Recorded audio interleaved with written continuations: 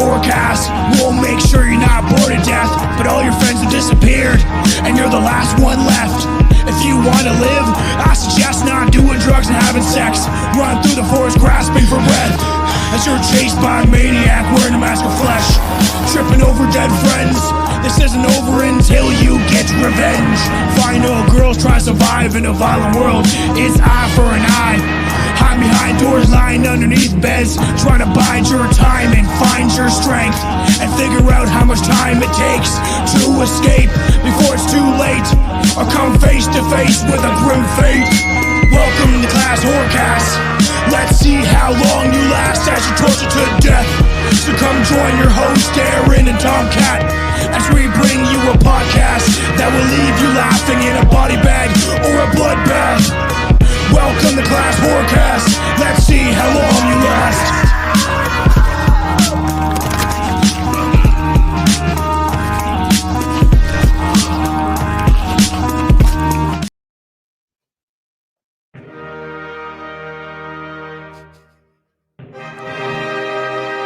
Welcome everybody to Class Horrorcast and Technically Stranger Podcast together with this collaboration episode. Welcome everybody. I'm very excited for this episode. I am one of your hosts, Tomcat, aka Tom Thompson, the Reptilian, and who is my horrifically horrible co-host? I'm just your regular little horror boy. I was trying to come up with something to do with Count Orlok or like creepy little Nosferatu. I was gonna get 2 pieces of chewing gum and like try and, but I didn't have time, so I was like, yeah, just forget that. I thought that would have been funny. And I also have a shaved head, so I was like, I could actually kind of pull off looking like Count Orlok a bit. Let's make sure everything's set up right. Yes, welcome everybody to the show. Yes, he is here. We are ready to go. Everyone in the chat, this is going to be a lot of fun. We're going to be watching the movie, but first, can I get a synopsis, Aaron, of this movie? You can get a synopsis of this movie, Thomas. So, Nosferatu, A Symphony of Horror is a 1922 German silent film directed by F.W. Murnau, widely regarded as one of the most influential and pioneering films in the horror genre. It is the unofficial adaptation of Bram Stoker's 1897 novel Dracula, though it significantly deviates from the source material to avoid copyright issues. The film follows a young estate agent, Hutter, who is sent to the Carpathian Mountains in order to help a mysterious nobleman, Count Orlok, who is looking to purchase a house. Upon discovering Orlok's horrifying experience, his monstrous visage resembling a rat-like creature, Hutter realizes that he has encountered a vampire. Orlok travels to the city where he begins to spread fear and death, draining the life force of the city's inhabitants. Hutter's wife, Ellen, becomes the focal point of the vampire's obsession, and the film culminates in a dramatic supernatural showdown.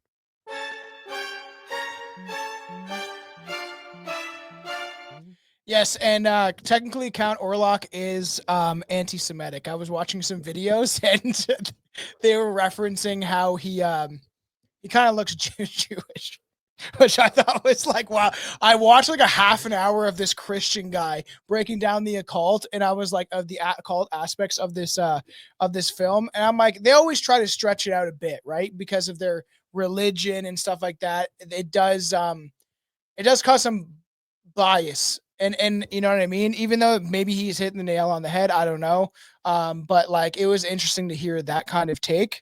But obviously with the advent of the new film that has came out, Nosferatu, which is definitely very dark into the occult stuff. And Robert Eggers actually admits that he's into the occult and that he is frightened by it in some regard.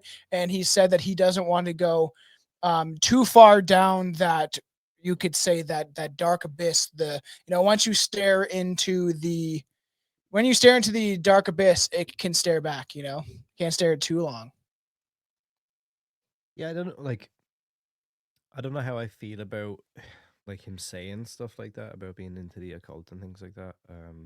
I watched some interviews of him saying but like how scared can you be of it really if you're going to use it as like the basis for some of your movies? Yeah, it's true. Let's start diving into the occult stuff. As we get into this, for example, the vampire seal seen in the movie is not an actual magic seal, something that looks it kind of looks pretty well the part, but it kind of is because if you see it, it is the Ouroboros of the snake eating its own tail. It's the circle of life. No, it's just there's darker aspects to it, but it is kind of strange. That is an occult symbol. Um, as we go through this, we'll really tear some of this stuff apart. Let me know if you have the article pulled up. But it does so because it is influenced by the conventional seals, including grimoires like Ars Gotier and the Greater Seal of Solomon. And this is what essentially where you get the Star of David. Also, so you see this. This is the Seal of Solomon. Just as the Star of David is not referenced in the Bible in any way, and it actually comes from the Star of Remphan, and this is some of the stuff that they're hiding for sure. So this will get into some interesting occult stuff, especially as we do watch the film. So everybody get ready for that. And so here is it seems like the Eggers explicitly references that the tale of Salmonari, sorcerers in Romanian mythology, and to like essentially ride the dragon and manipulate the weather, including rain, thunder, or hailstorms. The prevailing interpretations is that term is linked to the King of Solomon by introducing the occupational suffix "r." By many may be folk etymology, and yet have little doubt that this was direct inspiration for the Nosferatu magic seal. Another even more famous vampire was Solimari himself. Bram Stoker wrote in the chapter 18th of the classic Dracula novel. Do you have the thing pulled up? He's switching up. Apologies, my headphones are not working. The Draculas says a Monaris, a great and noble race, though now again the Psychons were Psychons were held by their covales to have had dealings with evil one. They learned his secrets of the Scholomance among the mountains over the lakes of Hermannstadt, where the devil claims the 10th scholar as his due. Doo, boom, boom.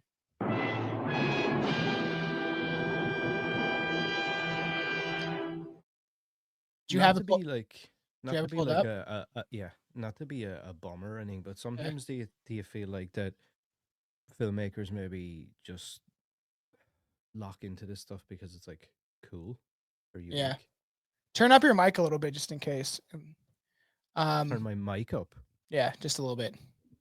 It's on the same as it always is. Okay, just turn it up. I don't care. Oh, okay, fair enough. Maybe Is this that any this is better? not close enough to your face. Yeah, it's fine.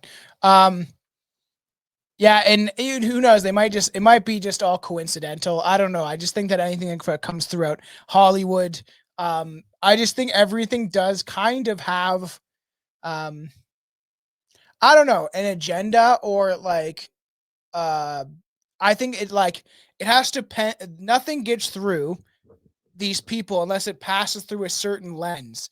Unless it passes through that lens, is not able to get out there. You know what I mean? It has to go through people, and they have to prove it. And God knows what those people are up to behind closed doors. And now, especially with our talking about the satanic Hollywood and stuff like that, there's definitely some weird stuff going on. You know? Yeah, well, it definitely seems to be showing up more and more in movies and stuff like that, and things like Long Legs even.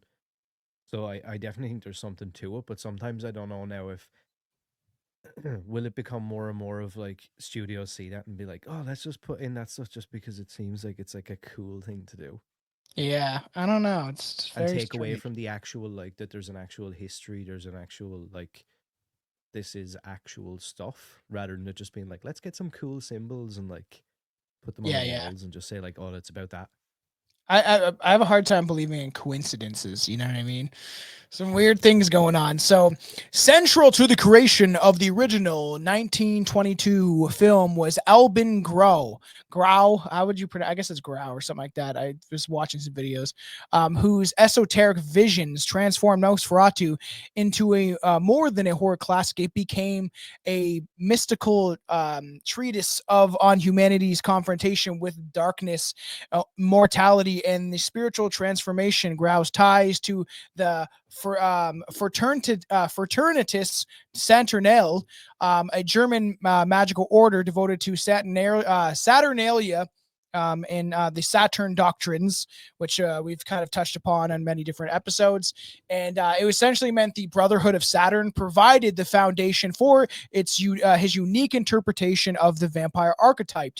This symbolic exploitation starkly contrasts with the puritanical dread of Bram Stoker's Dracula, aligns more closely with the works of occultist Kenneth Grant, whose writings extended the vampire myth into the into the realm of the cosmic and preternatural forces. That's a weird word to say. Is that how would you say that? I have no idea. I'm just I'm looking at some of this stuff and I'm like, I have no idea how to pronounce most of this. Yeah, this is the guy. This is Grau. Grau. And he was into a bunch of weird stuff. We'll we'll get into it. Do you want to take on his? Do you want to take on the next little bit? Whereabouts are you? We're at the artist, occultist, and visionary. Artist occultist. You haven't read that piece about him yet, no? No. Let's get into that. Okay, so born in Germany in 1884, Albin Grau was a polymath whose life intersected with the world of arts, mysticism, and filmmaking. A lifelong student of the occult and a member of the Fraternus Saturni Yeah, under the sure, magical name Master Papitus. What the fuck? sure. I know.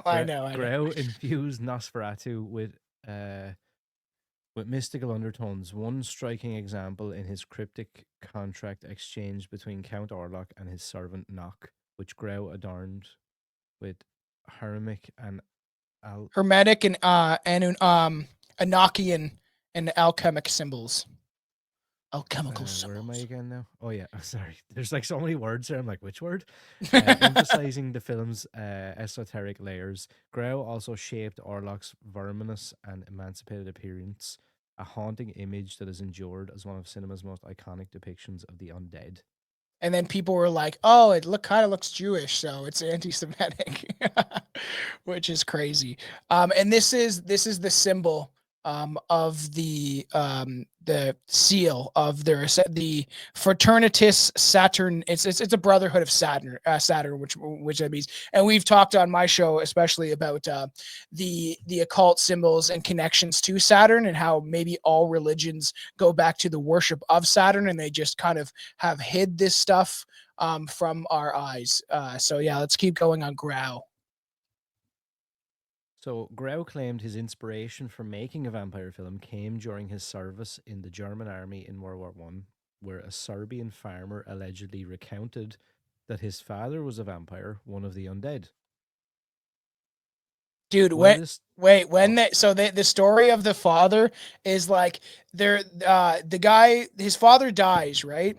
And then mm, people see these murders start happening days after, and then people see his dad walking around, okay? And then they claim, and who knows if it's just him kind of digging into the lore and the story to kind of get it more popularized in the public consciousness is, and then they say they dug up his grave and he wasn't there. And then they supposedly, I think they went back like after there was another murder, and there was a body now there that looked like it hasn't decayed at all, and it had fangs. They claimed that were so big that he couldn't close his mouth, and then so they drove a stake through this corpse's chest a bunch of times because they were all scared. And there's tons of stories about this stuff, about people claiming that there is that there's connections to like people believing that vampires did exist, and even there's that story of, I think her name was Mary Brown or something, like the brown girl, where she's not ethnically brown, she's just, that was her last name. I was just about to um say, and and they claim that she was a vampire, and they like dug up her body, and it looked like it was, well, like that she never decayed, same kind of premise of the story.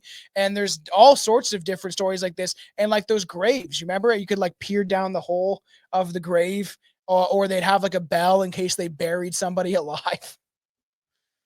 which is like just wild when you think about it. I mean, I feel like we hear about that now, like, but we have no real context as to like that's an actual reality. Imagine being the grave digger or the guy on the night shift, and you hear Bro, that, I and you're would like, shit my pants. I don't not care. today. I would shit my pants. Okay, carry on with this freak. So, while this story may have been a fabrication for promotional purposes, it reflects Grau's deep engagement with folklore and the occult. Beyond his work in film, Grau was a prominent figure in esoteric circles. He participated in the 1925 WIDA conference. Is that Sure, right? I don't know. Some of these, I'm like, I don't know. I'm not German. An international gathering of the occult. Sorry. I've The- seen gathering of, I was like, gathering of the Juggalos. Nobody's going there. I'm kidding. Of I'm occult not a fan. leaders where tensions between Heinrich Tranker's pa- Pansophic Lodge Sure. and Aleister Crowley's, how the fuck do you pronounce any of this stuff, like, Oh, that's Thelema. led to a schism. Grau, Yep. along with Eugene Grouch, Gross. Sure. sided with those embracing Crowley's law, Of which eventually Theama. resulted in the founding of the Fraternus Saturni. Despite his Yes. influences, Grau declined leadership roles within the FS, stepping down from the master's chair of the Berlin Orient and leaving Grouch to guide the order into its Satorian future. Grau instead focused on scholarship, contributing articles to sacred geometry, though often mathematically obscure, to the Yeah. FS's periodical Saturn something between 1928 and 1930. Yeah, the Genosis. Yeah, this is like Juan that used to be on this show. We had Juan is super into this stuff. Like he would be able to pronounce these like on point, because he's dived very deep into the occult. And then his retreat from the leadership did not diminish his impact.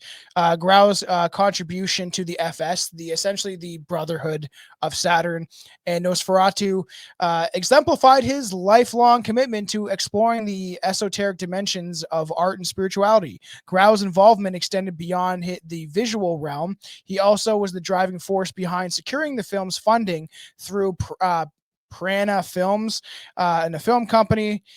So yeah, he dedicated creating the film with mystical and supernatural themes, with Nosferatu intended as his debut project, although financially and legal troubles ultimately doomed the film.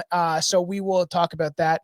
And then obviously there's the connections to Bram Stoker's Dracula and the Victorian era, the vampire representing like a moral and spiritual like conflict between the two, of like we'll get into it as we watch the film too, of kind of taking this stuff apart. And then obviously this idea of Dracula was the ultimate predator, embodying forbidden sexuality, unholy immortality, and the deviance of Christian order. His predatory allure, particularly his effect on women, reflected deep-seated fears about the collapse of the Victorian values.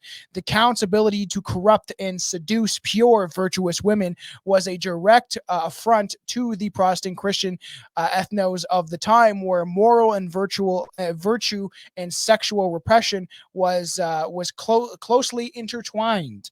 And then you obviously see this connection to the Weimar Republic and stuff like that too. Of like, this was created at the time during the Weimar Republic. So it's pretty interesting, and this is when they kind of dug their toes into this like more deviant behavior and sexualizing things, and it was people say it was a time of freedom and rebellion, but also it was a time of despair and a lot of like pretty disgusting immoral behavior taking place because people were very poor, especially after World War I. Germany was hit pretty bad with having to pay tons of money in reparations and stuff like that. So they were extremely poor. And at the time, people were taking advantage of that poverty. And then you would have like mother daughter duos for prostitution. The Weimar Republic was pretty seedy and disgusting place. And definitely check out our episode that we did on that. But like, it's dark. And this film came out of that time era. Like that's a part of it too.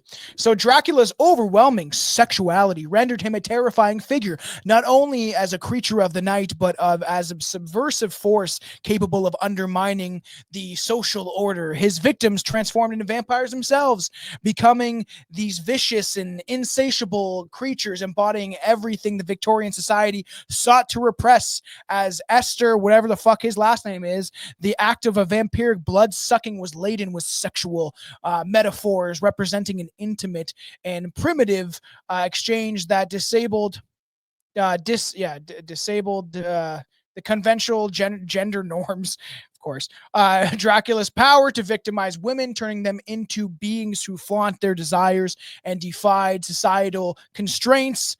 It kind of it was the Victorians' fears about this erosion of the establishment and gender roles. Lucy's transformation into a vampire, for instance, marked her descent from the angelic ideal of womanhood into a predatory, overtly sexual figure, and an evident subversion of the Victorian purity. And as I've said, a lot of this stuff does come back to the idea of subverting everything, and it's a fact. That's kind of what they're doing. So beyond the gender, the vampire's transgressive nature extended into homoerotic undertones, especially in Dracula's interreactions with Jonathan Harker. Oh yeah.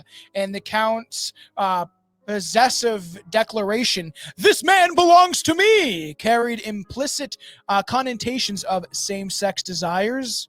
Of course, unsettling a culture that viewed these kind of deviant behaviors and homosexual norms as chaos and moral disorder. Further, the crew of Light, the band of vampire hunters, could be seen as the attempt to reassert the patriarchal control and restore social order. This transfusion of blood to Lucy and the process to charged with symbolic exchange akin to sexual fluidity, heightened the anxieties about male dominance being diluted or threatened by Dracula's intrusion. For Stoker, the vampire was a symbol of absolute evil, a creature whose existence threatened the moral and spiritual fabric of our society. Its eradication by a group of righteous men symbolized not just the victory over the external predator, but as restoring of the Victorian order, gender roles, and Christian values and virtue. Through the lens of Bram Stoker's Dracula, the vampire becomes an enduring metaphor for tensions and fears of a society grappled with the shadows of its repressed desires and anxiety.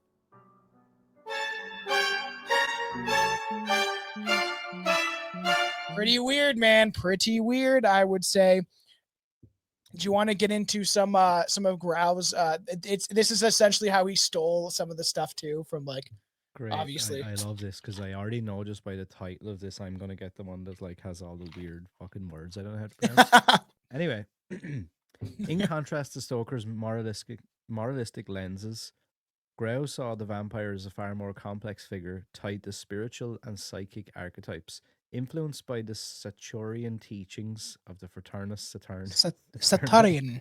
Yes, it's fine. Just Grau just say it when you see reinterpreted that word. Just say the Brotherhood of Saturn because that's what it is. Grau reinterpreted the vampire as a symbol of transformation through confrontation with darkness. Saturn represents restriction, death, and rebirth, the It's forces true. that initiate profound spiritual change. Grau viewed the vampire as a reflection of these principles, a shadowy force that compels the Yeah. aspirant Yeah. to Sure. face morality, fear, and their own inner darkness. But there is more. As the planetary ruler of Aquarius, Saturn is also believed to fuel the much anticipated age of Aquarius. It's the age of Aquarius. An era of collective awakening and innovation. Grau viewed the vampire as a reflection of these principles, a shadowy force that compels to face morality, fear, and their own inner darkness. In Nosferatu, Count Orlok transcends his role as a predator to become a metaphysical figure. His grotesque rat-like look and his parasitic hunger evoke not only horror but existential reflection. Orlok, like Saturn, disrupts the challenges, serving as both a destroyer and a potential guide. This duality aligns with the FS's concept of what the fuck is that? Gothos? Yeah, sure. Gatos. The gory that embodies the collective psychic energy of its members. So it's just some of that mumbo jumbo words that they use in these like weird occults, right?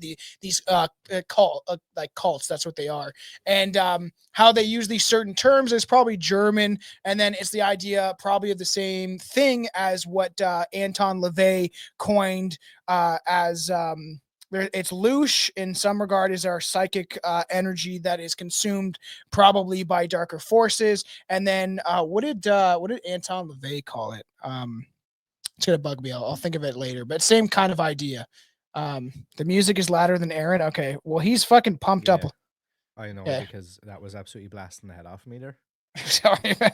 That's so weird. I don't know what's going on with my sound over here because like you sound kind of low, but it's fine. We'll figure it out. I have the music way down low. So yeah, so there's these like metaphysic constructs sustained by the rituals and intentions of the group of Gotos, which whatever the central Brotherhood of Saturn's doctrines serve as both as a reservoir of collective will and a force that tests its creators. It just seems like the same type of thing where they try to go against God in a lot of these cults. It's very strange. Does that sound loud? Like it sounds so quiet to me. Yeah, it sounds quiet to me as well, but that music was like absolutely astronomical. Because even at times your voice is like, I don't know if you've turned it up from before, but so weird. Like I have to actually turn you down now because it's so loud. Something's going on. And so the vampire archetype mirrors this role. It sustains itself through this kind of predation, yet serves a higher symbolic purpose by forcing those it encounters to confront their own limitations and morality. Grau's vision of a vampire steeped in these esoteric ideas makes Nosferatu a cinematic expression of the Saturnalia, the Saturn initiatives of this Brotherhood of Saturn, which eventually we'll talk about. So Grau's interpretation of the vampire finds a fascinating parallel in the works. Let's see how loud this is. In the works, you can hear it now. In the works of the British occultist Kenneth Grant, a disciple of Aleister Crowley. Grant extends the vampire mythos into the realm of the cosmic and magical forces through the Typhonoid trilogies, whatever the fuck that is. For Grant, the vampire was not merely a folklore creature, but a symbol of humanity's engagement with primordial and extraterrestrial energies. His writings suggest that the vampire embodies connections to aligned intelligences and forbidden knowledge and the spaces of existence that we may not know about. For Grant, the vampire was this side of this night side, a term he used to describe, night side, a term he used to describe the shadowy subconscious realm of experience and magical practice. In his writings, he frequently invoked these dark and chaotic inverses of the tree of life in the Kabbalist tradition. Of course, it goes back to the Kabbalah and Jewish magic. As the source of the vampiric force, these spheres include Gemalila, whatever, representing the realms of the shadow and the shadows in this paradoxical held that the potential for the profound spiritual transformation. Within this framework, the vampire serves as this kind of alluring figure and a mentor between the conscious mind and the unconscious, the human and the alien, the terrestrial and the cosmic. And then here you go. Here is the Kabbalah tree of life. I think this is just the interpretation of the Brotherhood of Saturn. Yeah, there's Lilith, of course, the first wife of Adam. And a lot of this dark aspect stuff and a lot of this occult stuff goes back to Saturnalia, like Saturn worship, and also Kabbalah. And Kabbalah, and like it's pretty deep once you start to look into this So how stuff. exactly does this like this is going to come down from a complete place of like not knowing, but Yeah. this is this like a hierarchy chart we're looking at here, or is this just like an explanation, or It like seems see this is a different. It looks like a different interpretation of the tree of life in Kabbalah because it's the tree of night. It's their interpretation of the Kabbalist tree of life and what it looks like, right? Because you got these. I think yeah, these are certain orders. Look at Beelzebub, Satan. You have Moloch right there. Of course, wow. And then you have then at the bottom you have Lilith, which was the first wife of Adam, and then I think she betrayed him. And then look at the you have Biel.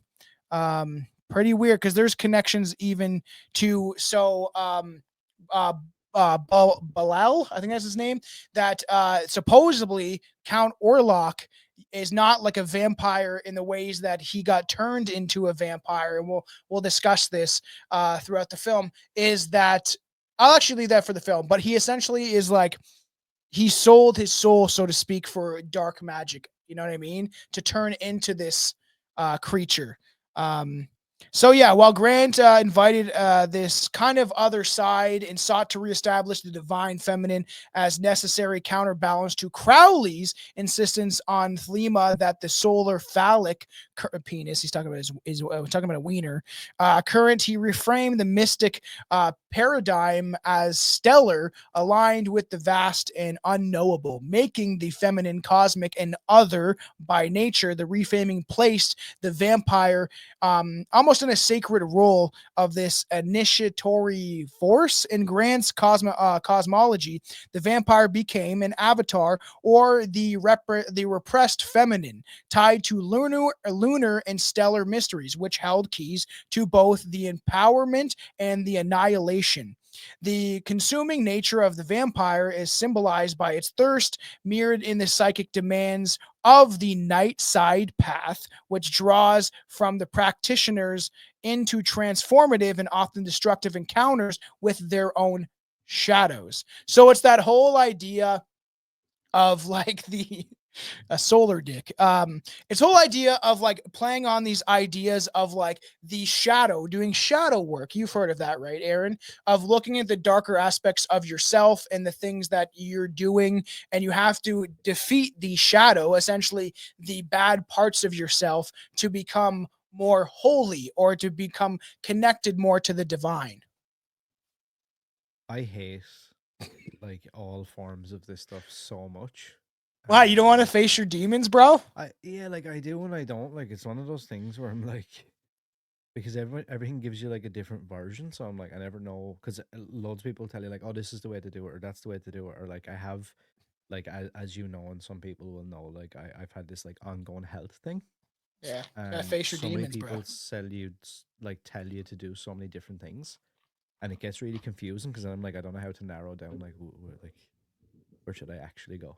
What should I actually be doing? What should I believe in? Should I believe in nothing? Should I Yeah. believe in everything? It's like, and I kind of get like that with conspiracies and with a lot of this stuff. I'm like, I don't even know anymore. What about Like, like I don't. Reiki? You don't think that energies can like heal your body? So here's something funny, right? So there's actually a girl that I've been talking to who like practices Reiki and does these like I don't know whatever classes and you learn it and stuff. And she said to me, she was like, I'm telling you, don't knock it until you try it. And she was like, I don't know, like they have all these different levels. There's like level Yeah. 2 and level 3.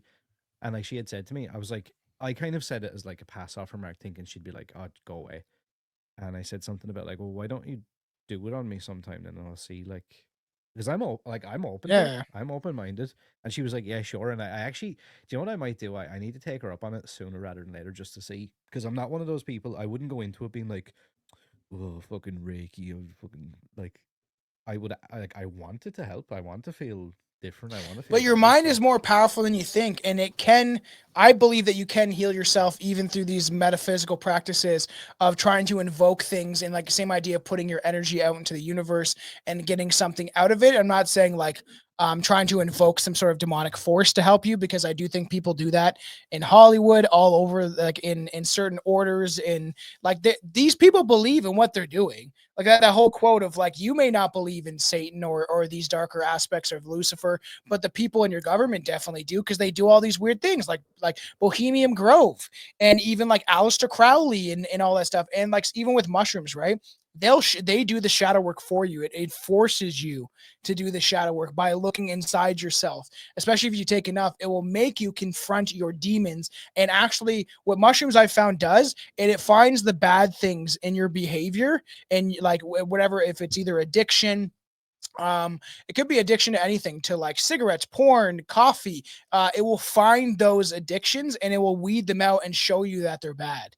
I've noticed that with things that I've been addicted to, in alcohol or whatever. It shows you like, hey, you shouldn't be doing this. It kind of makes you face your own immortality, your demons, your. It's very weird, man.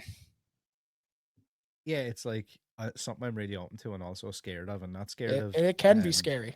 yeah, I'm not even necessarily though scared of like being confronted with like issues that I face or things that are like very deep seated things.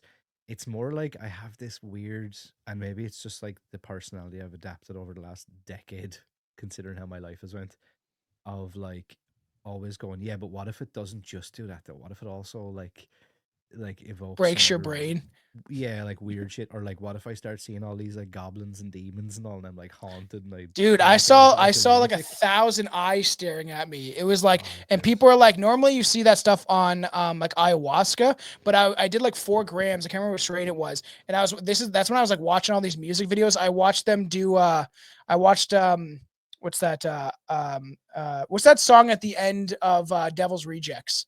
Freebird. I was watching them Freebird, do yeah. that live at Woodstock, and I was like, whoa, and like tripping out. And then I laid down, I just kind of closed my eyes, and I saw like 1,000 eyes just staring back at me, and I was like, nope, no more of that. That's fucking scary. Like, I didn't want to close my eyes anymore. See, I've like seen some that's crazy all I'm shit, dude. afraid of. Yeah, but you come out of it okay. But I've had some dark experiences. Like after I watched Robert Eggers' The Witch on like 3 or 4 grams of mushrooms outside in the middle of the summer, and I remember like thinking about like, oh, should I have messed around with the Ouija board? And I was thinking about how the layers of the occult and this dark magic has seeded itself into our reality, and how much of it has taken over certain aspects of our reality, and we might not notice it. It's so crazy. Let me get through Dude, so we can get we to the need movie. to we need to do some sort of a live stream or something with you absolutely blasted on like mushrooms and stuff. That movie is a And masterpiece. I would do that. I wanted to do a live stream with Billy on mushrooms, but he just won't do it. But I will. I 100% will do a live stream on mushrooms. I don't well, care. I live in North Korea, so I can't help. I know. I know. So, yet with all his visionary ideas, Grant betrayed his initiate Britishness by continuing to see the vampire as something to be feared. Even while recognizing its transformative potential, the vampire force is a very real one, and one which operates today as old in most insidious and unexpected ways, he warned, underscoring this kind of ambiance in which he regarded these forces, while encouraged occultists to engage with the nightshade, your shadow self. His cautionary tone reflected the inherent risks of such explorations. True. The loss of individuality, psychic disillusion, and the lure of becoming trapped in the destructive cycles of desire and fear. And that's actually a really good way to put it, is that there could be a point where you go maybe too far.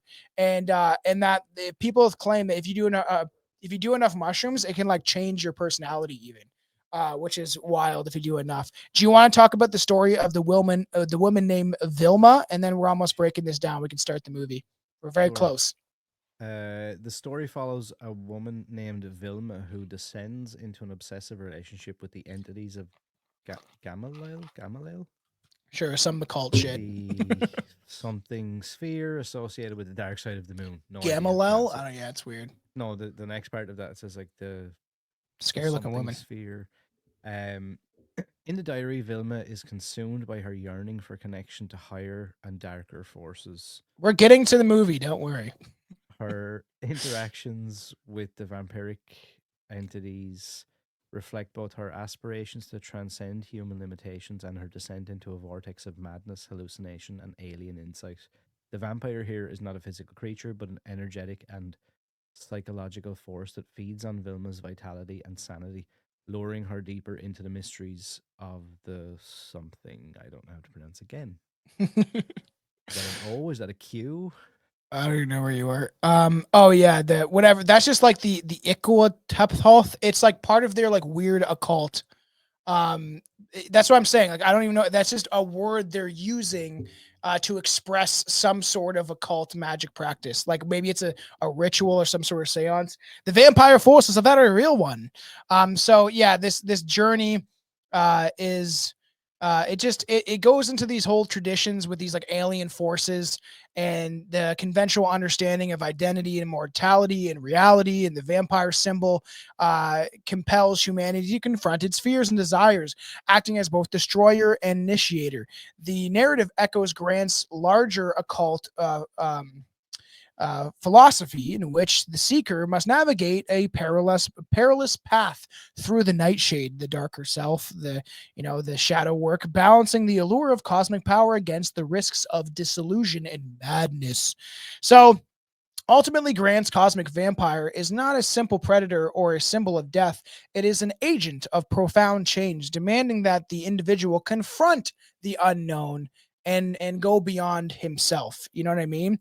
And then if you can bring it to the end when we talk about the legacy and this new eon of like bringing Nosferatu back to the public consciousness. Egger's reinterpretation of Nosferatu offers an opportunity to re examine the vampire's evolution as an archetype. From Stoker's embodiment of Victorian moral panic to Grau's esoteric reinterpretation and Grant's cosmic lens, the vampire remains a figure of fascination and complexity. Each era reshapes the myth to reflect its anxieties, aspirations, and spiritual struggles. Through the visions of Grau and Grant, we see the vampire as an enduring symbol of the aspirant's struggle with mortality, limitation, and transformation. Nosferatu emerges not only as a landmark in cinema history, but as a profound meditation on the human condition where darkness and desire serve as pathway to enlightenment. In Grau's hands, the vampire ceases to be a simple monster and becomes a mirror to our own shadow, a symbol of the trials, loss, and joy that complete the Sorry. alchemy of the Okay, great okay. work. Sorry, this popped up all of a sudden. Okay, let's get to the movie. You have to let me know if this is too loud. Um, how's that? That seems okay. Because you want to hear us, and it's just music. So, does that sound good? Yeah, I think so. Okay, let everybody watching let us know if that sounds good.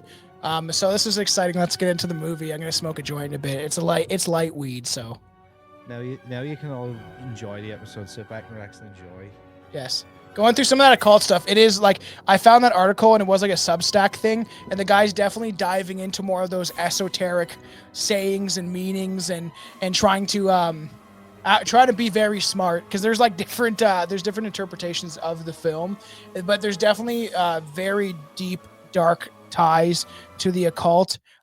Even Max Schreck was involved with some weird occult stuff, and him and Grau both went through the war. You know what I mean? They were both they both fought in World War One, and Grau's brought some of that vision that he saw. He said it changed them forever or whatever. Do you know what we should have watched? And I didn't. I should have campaigned for this. Faust. We should have watched Nosferatu the Vampire, the one from 1979. Dude, I was watching somebody watch it, and like they put it live on YouTube, and it looks pretty bad. I was just watching bits and pieces of it. Yeah, it absolutely looks ridiculous, but it might have been hilarious to watch Klaus Kinski. Yeah, it looks bad. So we will start. Does this word not sound like the death bird calling your name at midnight? Beware, never say it, for then the pictures of life will fade to the shadows. Haunting screams will climb forth from your heart and feed on your blood. We'll go back and forth. I'll let you read some of it too. But yeah, this a lot of this stuff was taken from they went through war and saw all this terror, and he said that some even the aspects of the rats and stuff like that was because of the trenches and seeing the trenches and how rats were eating dead bodies and all sorts of stuff. So pretty wild. And then if you want to pepper in some fun facts, you can definitely do that. Nosferatu. I haven't seen this in a while, actually. I haven't seen this in. I think I've only ever seen this once, maybe. Yeah, I've seen it maybe twice. I haven't seen it in a bit, though. I'm going to be really controversial, right? Straight off the bat here. Mm-hmm. And people are probably going to be like, well, what's the point then? I'm like, well, it's just funny and it's fun and I don't care. But I would class this as garbage. Really? Like, if someone were to ask me my genuine opinion on this, I'm like, garbage. Pure garbage. I think it's creepy. I remember first seeing this when I was younger. I thought it was fucking quite scary. Yeah, no, it's definitely creepy and it's very iconic. But like when I see, because I have I have notes and stuff here, and I wrote down like people's little reviews and stuff, and they're like, yeah, for sure, most go through that depiction of a vampire ever, and all. I'm like, okay, motherfucker. Maybe if I was born in like fucking 1922, it might have been scary. But it was probably frightening for people. Oh back yeah, then. I can imagine it was absolutely horrifying. But I just I don't know if it's aged that well. Like, I know you'll see. There's some scenes that are laughable. Do you want to read this off? I have reflected at length on the origin and passing of the Great Death in my hometown of Wisburg. Is it? Sure. Here is its story. Once in Wisburg lived a man named Hutter and his young wife Ellen. Interesting. Da-na-na. Aaron classifies this as garbage. Classic film. I did. Let's. We're gonna have to clip this and put it on all the social medias. That I said that off the bat. We're not even 5 minutes into the watch on. Yeah, I know. And I've classified this movie as garbage. It's such a. I know. It's just the hairstyle. Like everything watching movies like this always is like a creepy thing. I mean, everyone for listening on the audio too, because we're gonna put this out in audio. This is supposed to be fun to hear our even reactions, and then you can always watch along with us too. But it's just some of the aspect of it. It would be interesting at some point. I would maybe just I'd watch it in color. Just I was debating on which one to watch, but this is the one I found that I could download. He's also scary. They're all kind of scary, man. It's just the time and the creepy vibe of the silent film. For many who don't know as well, this film is considered one of the earliest examples of German expressionist cinema. Yes, during the Weimar Republic. A movement known for its distorted sets, angular structures, and surrealistic, exaggerated visual style. The film's impact on horror cinema cannot be overstated, as it laid the foundation for vampire films that followed, such as Dracula in 1931, to modern takes like Let the Right One in 2008. Yes. Just to kind of... Why did you kill them? Such beautiful flowers. To follow on from that little commentary about me being cancelled, you cannot cancel someone that does not have a career or a life or anything. So. Yeah, it's true. I'm uncancelable. Jesus, I didn't say that. Those are the famous last words. Tom said that. It's crazy. Not so fast, my young friend. No one can outrun their fate. Every little often it's going to change. I'm going to just do a stupid accent. Ha ha. Isn't that Knock? Knock? Yeah, before he goes like mad. Read it. There was an estate agent named Knock about whom all sorts of rumors circulated. The only thing for certain was that he paid his people well. Okay, Knock is creepy. There's a guy that like comes. No one knows where I work with.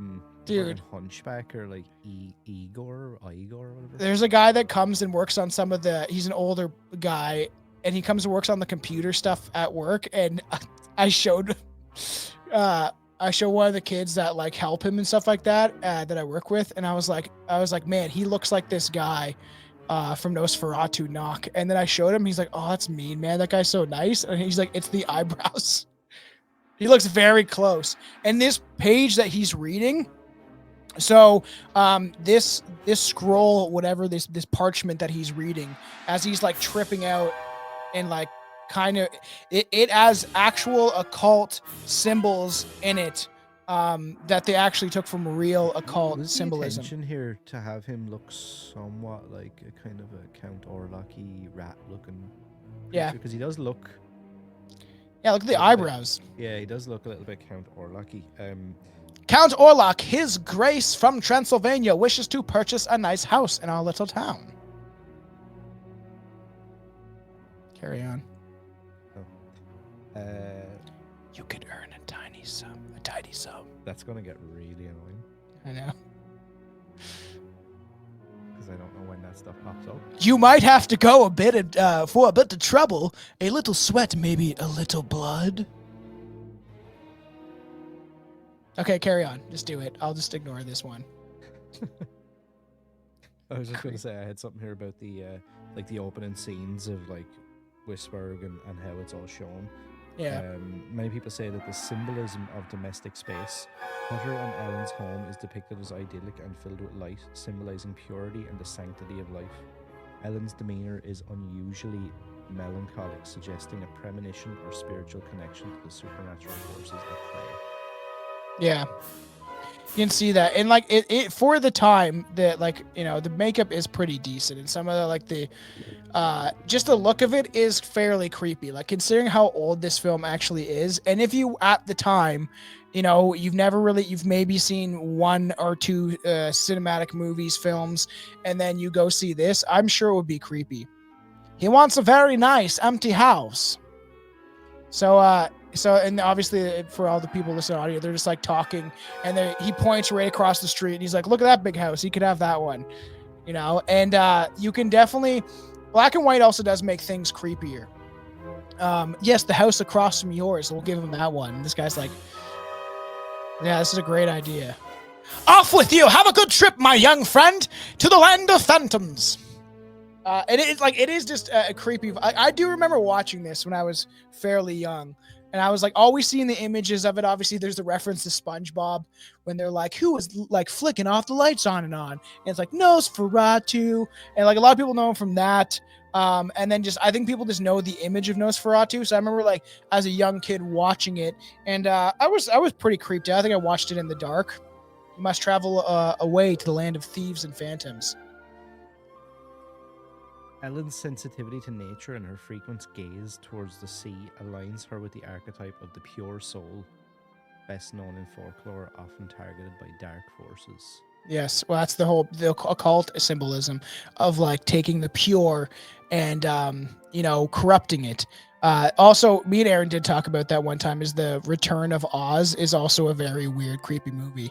Remember that rollerblade skate guys you love so much? This freakiest shit. Unsettling. He's already packing up his bags to go to Count Orlok's castle. She does look pretty creepy. They all look really fucking scary. I know.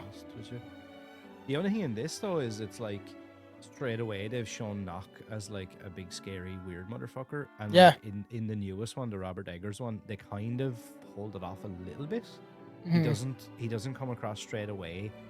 I didn't anyway. I didn't get that instant vibe that like, okay, he's fucking mental then, until we get in a little bit. Yeah, and then he's like biting off the pigeon's head and stuff like that, and that's pretty disturbing. When he's in his nudie and he's like sitting in the middle of the pentagram thing or whatever.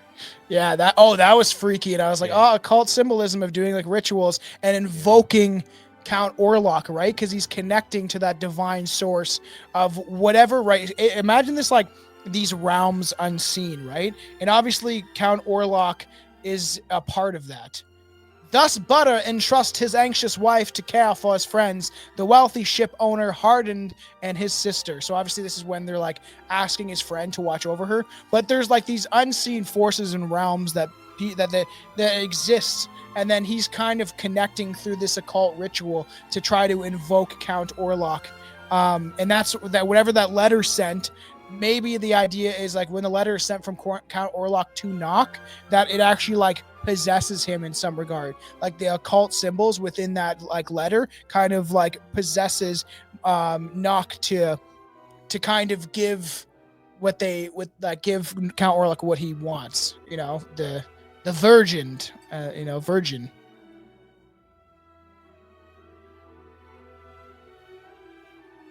Don't leave, please. Give me a big smooch before you leave. This was selected by the Vatican in the art category in its list of 45 of the greatest films ever. See, the Vatican thinks it's good, Aaron. Which is really strange. They're really corrupt. It is also the oldest surviving Dracula film and the first to be released. Dracula's Death from 1921 was filmed in late 1920 and early 1921, but it wasn't released until 1923. Weird. I didn't know. Makes this the earliest one. I thought it was anyway. So that's interesting that there was. Because it was always like a back and forth, I think, about that. Yeah. But supposedly the release dates. I called him Butter. The young Hutter traveled down countless dusty roads until finally the Carpathians gleamed above him. These horses pulled harder and harder. Make sure just for everybody watching, comment if you can hear us pretty well. I don't need it's pretty low on my end. We don't need necessarily. This is going to be like sensory overload for people. I think it'll be fine. I'm not worried. To be honest with you, between everything, especially audio, it's gonna be like, what is going on? Like, I'm still putting it out. This is gonna be a fun time for everybody. Aaron is low. What's wrong with Aaron's fucking mic? My mic is at the same volume it's at every episode we record. Maybe just bring you told me to put it on. Maybe just bring the mic closer to your face. I don't know. Like, do you want me to be like this? That's a little too much. Like this? That's fine. I can hear you. I don't know. I turned my volume down so it would match yours, but it's fine. Everything's fine. Dumbass StreamYard. Maybe it is. Mic volume. That's better. That's better. You said so. Let's get closer a little bit to the mic. Okay, I'm gonna smoke a joint. I want to enjoy this. So he's at that pub, which was very freaky in the new one. Yeah, it was. So Hutter's journey. Aaron's gonna have to deep throat the mic. Okay, keep going.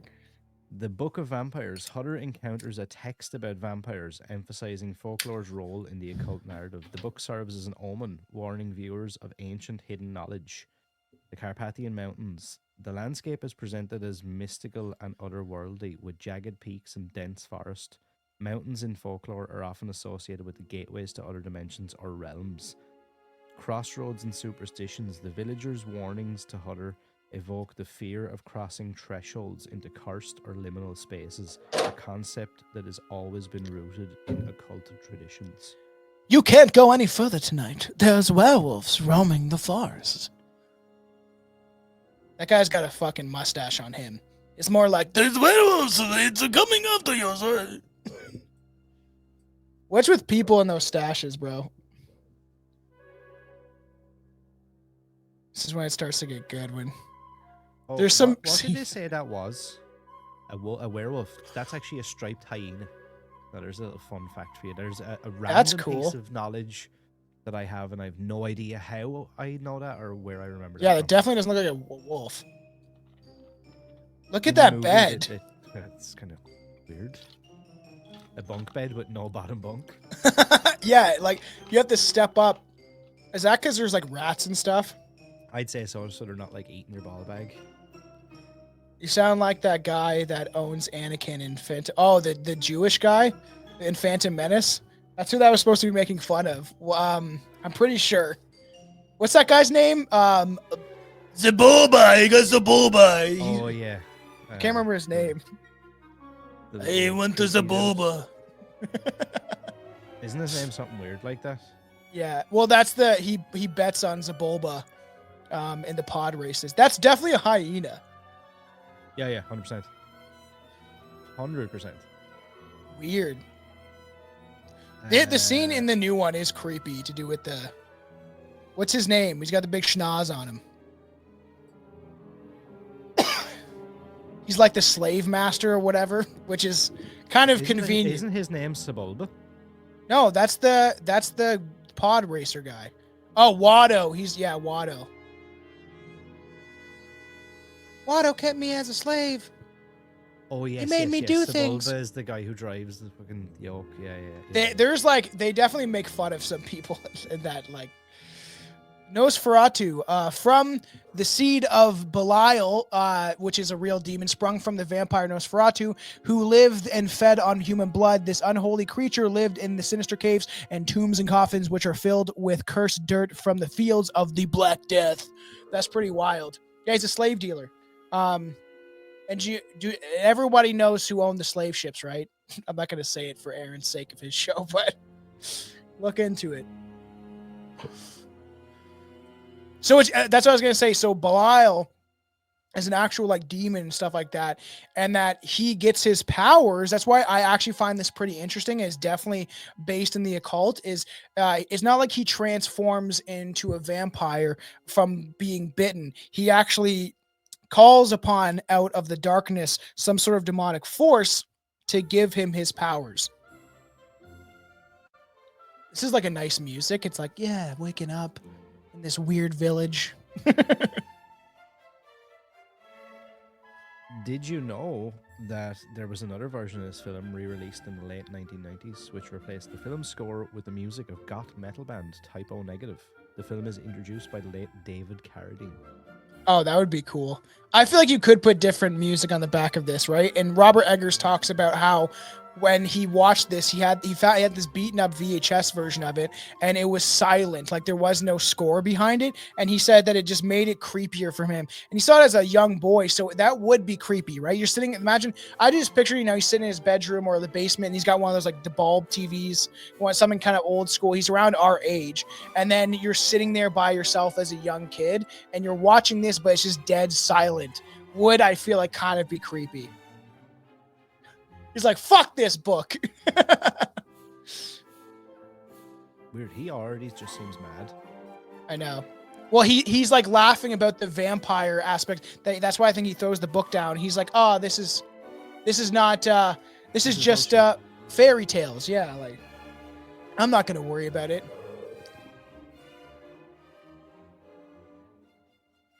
I love the spelling vampire. Yeah, I know, over vampire. It is kind of creepier. They've definitely sexualized vampires a lot.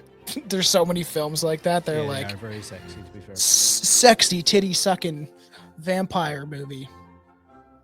A lot of those 70 why can't I speak right now? It's probably this weed. The exploitation films. Why can't whatever. Exploitation films, yeah. There's a lot of those ones, or they have like a lot of Nazi ones kind of feeding into that stuff. Vampires, werewolves. Like even when we were doing that wolf woman episode for Patreon, everybody support the show by going to Patreon. That even the background I got for that was from this like old movie from like I think the 40s or 50s, maybe the 60s, and it was like the Wolf Woman, and it was kind of like another exploitation film. The music's very positive right now. Trying to move my mic so like it sounds better for people. Yeah, it's weird. Maybe it's just the movie aspect of it. I don't know what's going on. I think I might have actually broken the arm for my Aaron needs to get his shit together. I know, yeah. Look, watch. Pay what you will. We stop here. Yeah. Well, looks like you gotta spend another $80 on it. Well, looks like people need to start supporting the show, please. Yeah, we need new equipment. I can't afford any more pieces of plastic that cost $100. So crazy. I should see the price of stuff again. $500 microphone. We won't go here. I've got a bad feeling about this, about heading over this path. Now we're really in Star Wars. Han Solo is taking him. I've got a bad feeling about this, Luke.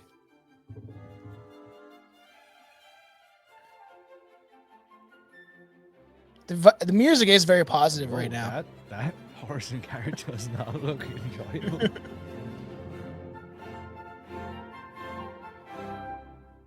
I don't know. I almost want to I just want to see if I can leave some of the music in because it would be funny. I'm gonna see what everything sounds like because it'd be funny to hear us talking over the music.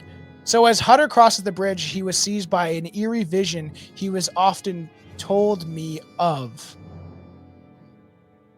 Strange. Look at how trippy that looks, though. So now we have the arrival at Orlok's castle. Numerology and layout. The castle's architecture, with its looming spires and unnatural angles, reflect Gothic and occult aesthetics. The use of shadows and light reinforces the idea of duality, the central theme to an occult philosophy. Yeah, and this is everyone watch this part. This is I remember when I first saw this, and this did unnerve me.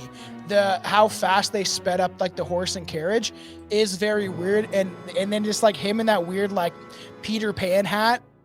It is creepy, man. You got to admit, it's seeing this at the time, especially, would probably freak people out. But it shows even the horses having the weird carpet. This looks funny now, but even when I saw it, it kind of creeped me out of this unnatural movement of how they sped it up to kind of show his magical kind of occult. That things are kind of different now. You know what I mean? Now that he's shown up. Count Orlok's first appearance. Orlok's gaunt figure and exaggerated features resemble depictions of plague demons or death spirits in medieval European art. His resemblance to this folkloric Nachtreiser, a vampire that feeds on its shroud, ties directly to occult beliefs about death and resurrection. He's he's doing the Tesla. He's this way. Weird looking dude. I know. Weird looking costume. Yeah, I don't know. It's his outfit too. That is kind of weird. I turned on the music for everybody. I hope that helped. Let me know if you can still hear the music, or we don't necessarily need it. It is a silent film. Can you still hear it, Aaron? Yeah, I guess there. Okay. Look at the outfits, even the weird little trench coat thing. And then all of a sudden he appears, and this is always was weird to me, how he's just this skinny, I feel like Billy could easily play Count Orlok if we did a spin-off film. I see what's happening over there. But it's just this creepy, how he's holding his hands above his heart, and just being this just weird how he leaves and then he appears almost like magic. Wow, I'm gonna kill myself soon if this doesn't stop doing this. You gotta tighten everything up, bro. It is, that's the problem, and it still won't work. We'll have to figure it out. You have another one. Y'all have to donate. Go fund me. Fuck's sake, look at those eyebrows. Look at that nose, man. You have kept me waiting too long. It's almost midnight. The servants are asleep. The servants are asleep. I gotta do a creepy voice for. I think I could play Nosferatu, without any real prosthetics or anything, to be honest. You might need one for the nose, though. You gotta get the Jew nose going. Look at my side profile. I guess. Kind of Jewy. Yeah, I could pull that off, I reckon. I reckon I could pull that off. And I have one cauliflower ear that's in like this, right? Yeah. So it's look, skinny, weird. And then I have this ear. Yeah. Which sticks out. You could be the zoomed in Count Orlok, and the Billy can be the I can be fucking knock. Yeah, oh yeah. You could pull that off. See, and even this scene of him eating and him sitting there, these are the scenes that are memorable to me when I was a kid and I watched this. Of just his thumb, doesn't he? He's give me a suck of that. Oh yeah, let me suck on that thumb. Yeah, see, those are all real occult symbols. So freaky, dude. Watch this in the dark alone, everybody. Just turn off all your lights. With both of us screaming over it as well. Ding ding. Oh no, I have driven the blade directly in my thumb. Oh, my apologies, Count Orlok. Oh no. Aaron's gonna have to start OnlyFans, somebody said. I mean, I would. That means I can get a new shit all the You time. you hurt yourself. The precious blood. Oh, let me suck it.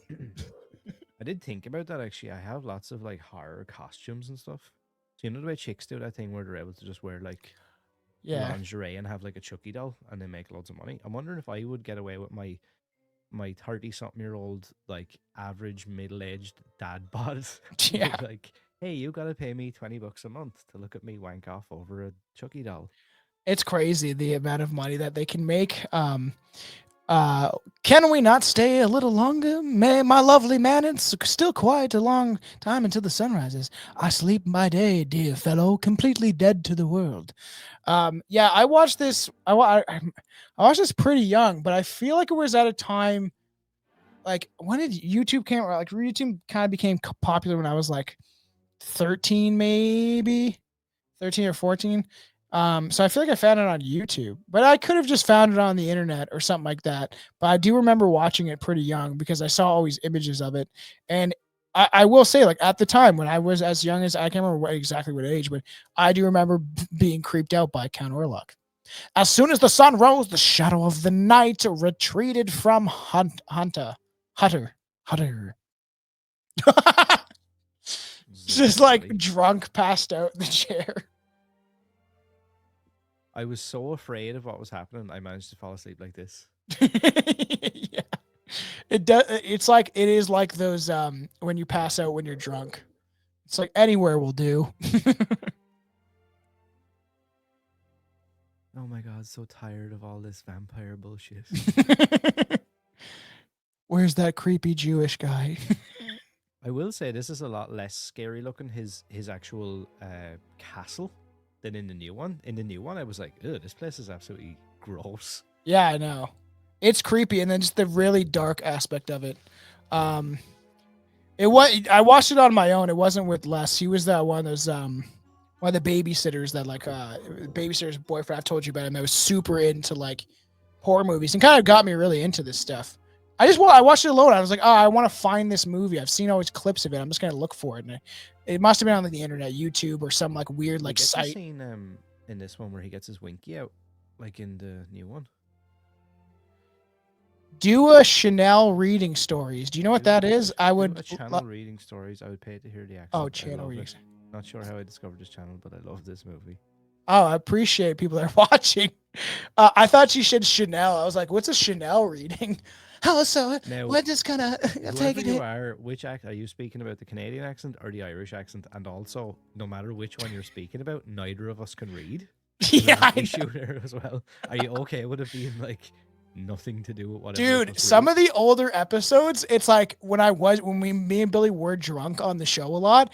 There's so many times where I messed up words. You can still understand what I'm saying, but I like either cut out a word or I pronounce it really weird. And it's just like you still know what I'm saying, but you can clearly tell I'm under the influence. What's up, caveman Steve? Oh man. I So was excited to do this, man. this It's is fun. this is what's known as like Orlok's seduction of Hutter. So occult Oh, this is feeding where it gets gay. rituals. Orlok's slow encroachment on Hutter symbolizes a ritualistic feeding.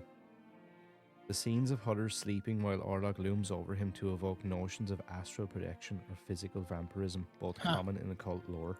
Symbolisms of time.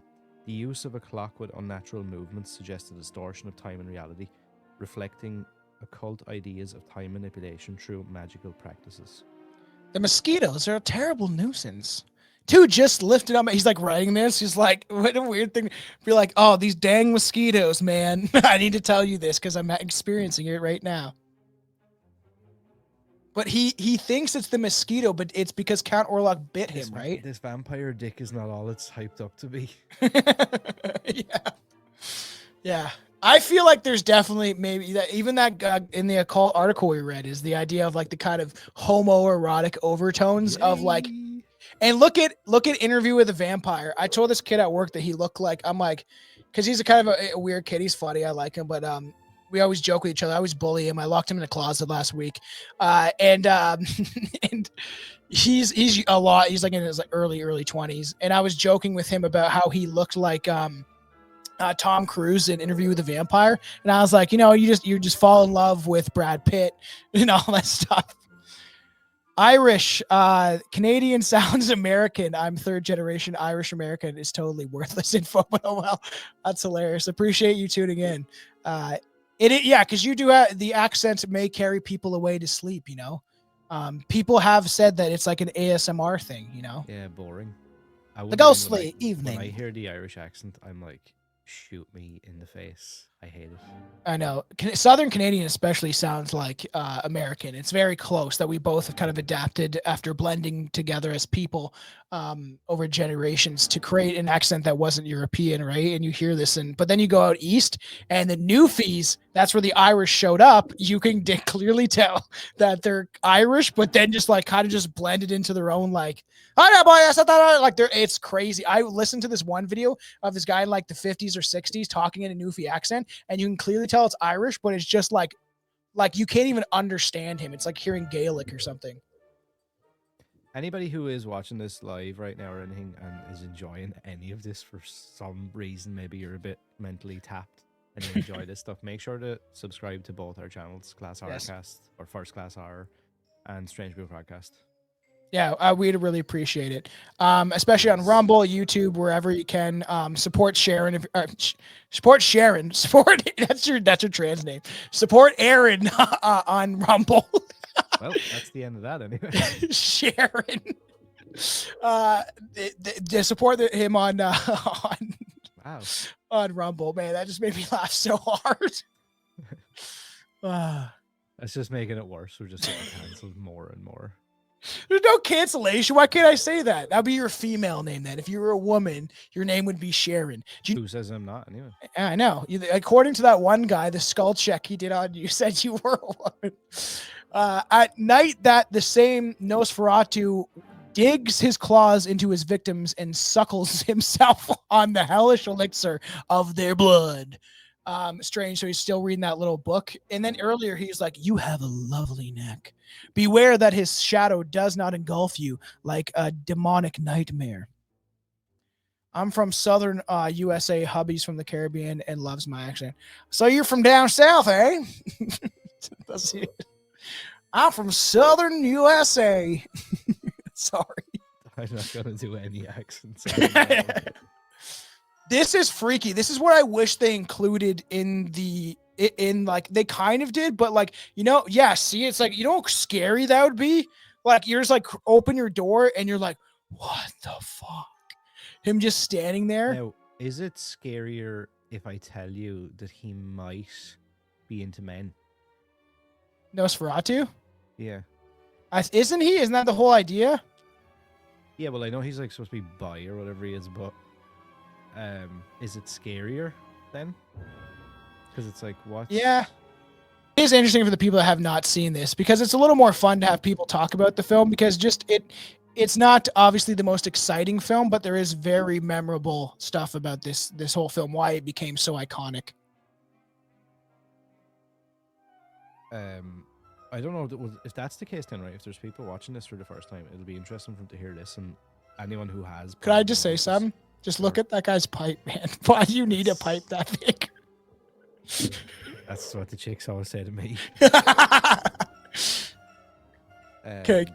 So yeah, just around the legal dispute and like the quote unquote lost copies of the film or whatever. Yeah. So after Nosferatu was released, Bram Stoker's widow Florence filed a lawsuit claiming that the film was an unauthorized adaptation of Dracula. The court ordered that all copies of the film be destroyed. However, some prints survived, possibly because the ruling was never fully enforced in some regions, or prints were hidden to preserve the film. There are many stories about copies of the film. Out of your room. Nothing happened. And then she's having these like visions of him, obviously, because she's connected to this kind of astral world. She's kind of witchy, you could say. It's so scary. Just the dark makeup. I was going to do it in like color, but I thought the black and white really shows how this film originally was put out. You know, just for fun sakes, it would be fun sakes if that's a word. It would be cool watching the in color one.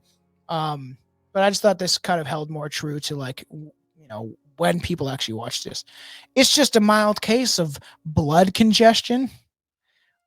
The doctor described Ellen's anxiety to me as some sort of unknown illness, but I know that on the night her soul heard the call of the death bird. That's cool. It could be a cool band. Nosferatu was spreading his wings at dawn. Hunter sets out to investigate the horrors of the previous night. The calls of the death bird. That could be definitely a metal band.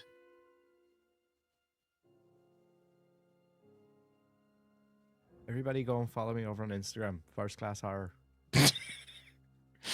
There's a shameless plug. Yes.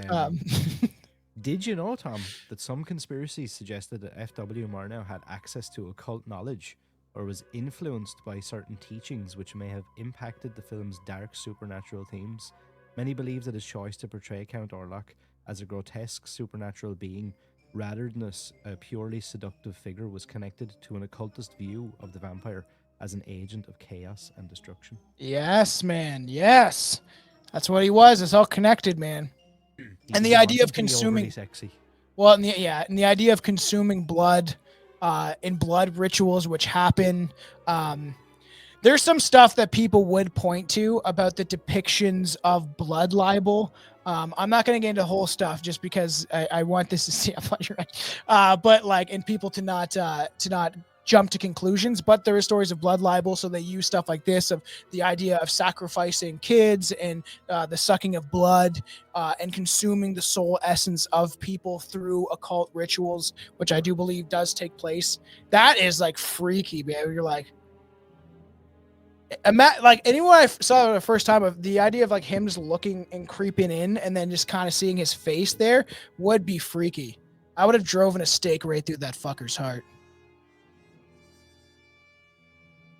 Freaky.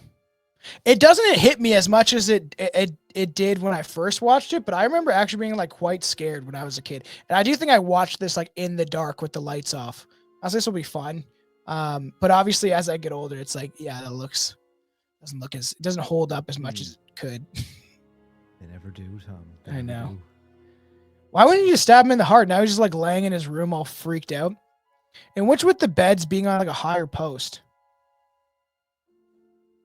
Yeah, I think the black and white gives it a more eerie feel. The color one would have probably taken away from that. I agree to some extent. This is hilarious. Yeah, this is another one of those. And again, I was listening to something about this earlier, and it's exactly what you said. They wanted to depict like his kind of supernatural aspect, that he was like moving so quickly and able to like lift all this shit and whatever. But I feel like if you put that Benny Hill music or whatever, Yeah. it is, Yeah. That would have been literally like, because it looks like that. So funny. I love Ellen. Like, oh my god, he's so fast. I know. He's so fast alive. I gotta get the fuck out of here. I gotta be as fast as he is. Oh man. You'd be like, wow, he does that very fast. And this is where we think he dies or whatever. He like jumps down, but they show this in a different regard. The new one is a little different of how they show him. In the movie, I genuinely thought, I was like, all right, so he's dead then. He's literally fallen off of the castle into a river. Why didn't they show it like this, more or less, right? Maybe he falls into the river. The other one, he gets out the window and the dogs are there.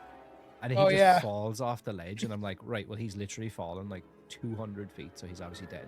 Is that true? Did you just look that up? The beds were higher because of storage. People didn't have closets and stuff like back then. Yeah, so you couldn't hide in the closet if you were gay. You had to like be out there, and then you just get crucified. The raftsmen were oblivious of the strange cargo that piloted downstream. Just remember, everybody on Class Horrorcast side, we want to be the #1 horror podcast in the world. This is only humorous. It's just humor. Look at that old school boat, bro. It's a raft. That's all that is. Nosferatu's journey to the city. The coffin and the earth. Orlok travels with coffins filled with cursed art, a nod to vampiric folklore that suggests vampires must rest in soil from their homeland. The soil represents a tie to the art's dark forces. The ship as a symbol. The ship transporting Orlok to the city is imbued with occult significance. In mythology, ships often symbolize a journey to the underworld or a transition between life and death. Dun, dun, dun. Interesting. There's very few characters in this that aren't scary. I know. Everyone just Like, looks kind of freaky. even the normal people, they didn't really do a great job of being like, okay, so these are the normal people? It's like, right, so we've the vampire, but then this fella looks like a goblin. This guy looks like some sort of... Is that Gothic. supposed to be William Dafoe's character? Is it, or is it supposed to be like I the don't know. doctor? Oh, his friend. Nosferatu was coming. Danger was on its way to Wisburg. Professor Bouleville, a Parcelin, Parcel, whatever, who was there investigating the secrets of nature and its unifying principles, told me about caskets filled with dirt, loaded onto the Trouble Master's schooner, the Empussé. Look, Empussé. Oh, you've missed it. The ship was called the Empussé. Everybody saw that, right? Some of it, like, because of the way they use the old Germanic English, it's like hard to tell what words are, even. It's the eyebrows. Yeah, everybody's eyebrows back then. The ship sets sail tonight. Would you like another Did You Know, Tom? Yes, bring in the fun facts, man, before I just keep So- talking into the dead air. Did you know Max Schreck, who played Count Orlok, became an enigmatic figure after the film's release? His portrayal of Orlok was so chilling that it led to rumors that he might actually be a vampire. Yeah, they thought he was a vampire. And that's where he Yeah. gets Shadow of a Vampire from. Yeah. The idea that Schreck's performance was so lifelike and intense that it seemed to blur the lines between fiction and reality gave rise to urban legends and strange speculations about his personal life. In fact, the name Schreck itself means terror in German, Yep. adding an eerie layer to the character's unsettling presence. Some have gone as far as to suggest that Schreck's personal life may have involved secret occult practices, or that he was influenced by occult circles in his performance. Could be, because it seems like maybe that's maybe he invokes something, right? Even Bill Skarsgård talked about how, like, even when he played Pennywise, and I'm sure this affected him, that he would have dreams of that he was like Pennywise and stuff. And I was All the listening to rats. Robert Eggers actually talk about casting Bill for the role of Orlok, and he said it came after he saw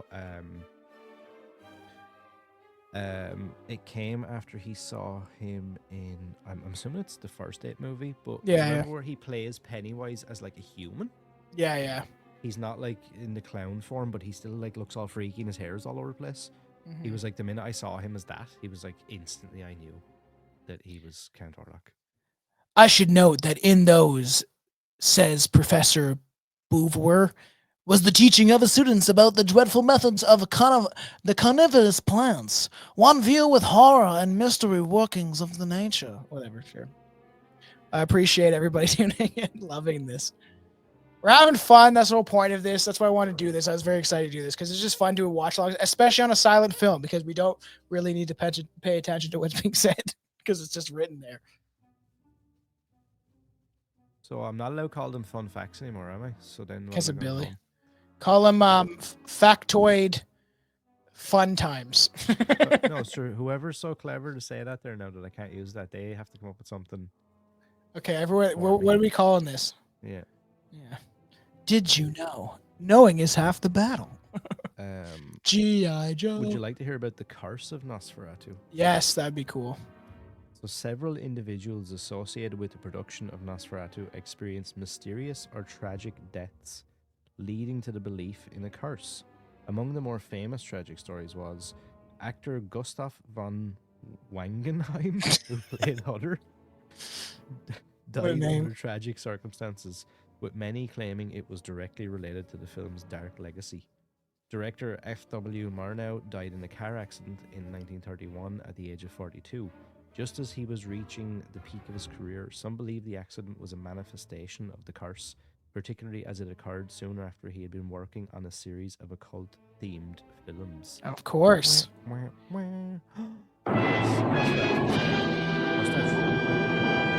I know. And it said that, like, now that Nosferatu is getting closer, Nock is becoming more possessed. That's a stash, man. That is a stash. That's like out to like here, man. That's some like weird Wario stash. Yeah, it is actually.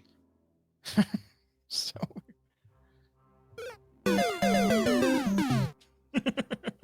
That was perfect. look at how his guy is freaky, and he does look like a guy now. And even in the new one, like the character of Knock is actually really scary. Yeah. Blood is life. Blood is life. Celtic Curiosities. That's pretty good. Ooh, he looks fucking scary too. I know they all do. It is the eyebrows and the mustaches, the hairstyle. Like, oh, this is where he's like eating the bugs and stuff. Weird. Look at those pants, though, man. How high do those pants go? That's his suit thing. Never mind. He looks like some. Oh, he's gonna try to eat that guy. So strange. And this must be what's his name's character, like the kind of occultist dude, and he's like teaching them about like the carnivorous plants. Weird, whatever that is. Danny DeVito could definitely play him. I was literally just thinking that, you know, I was like Oswald Cobblepot. yeah. Weird. Strange. And he's showing his students. Transparent, almost ethereal. One might sigh.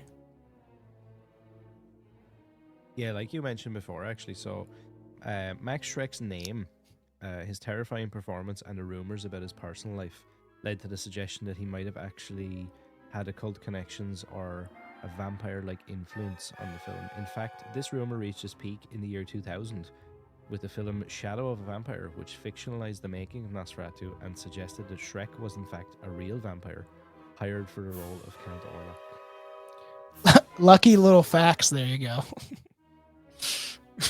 Wow, isn't that? That's Lucky little facts there, man. Ha ha. Yeah, that's a bit rude, guys.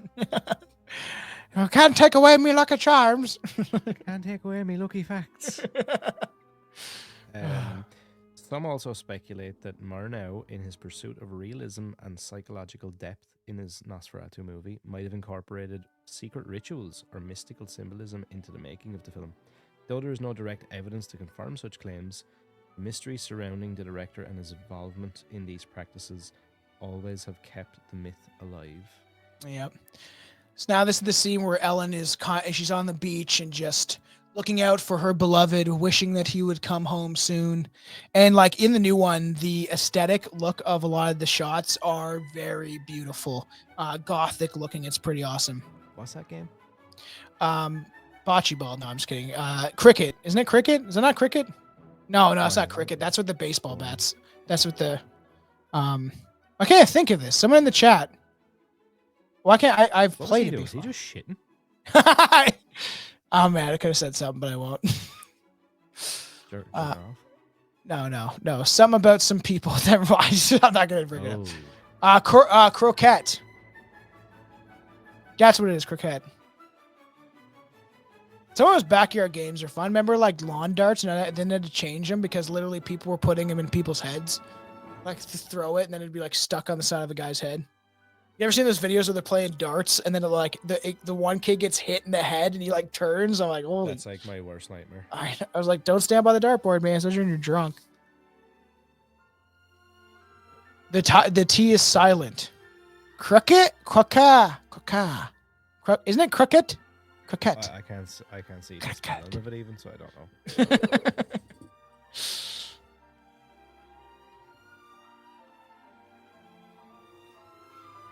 know. This is his friends that are like trying to take care of her.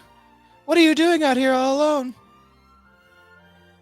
With all these random crosses. Is that all the boats that crashed into the beach? That's this is what those crosses stand for.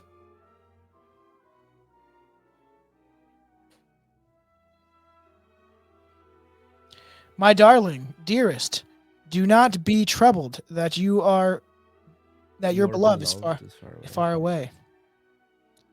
Pronounced like crow. Croca. The mosquitoes are terrible nuisance. Oh, she's reading the letter that he wrote earlier. Has he gotten here yet? No. No, but Nosferatu is almost there though. That's what I'm saying. He hasn't gotten to Whisper or whatever. One dreams deeply in the desolate castle.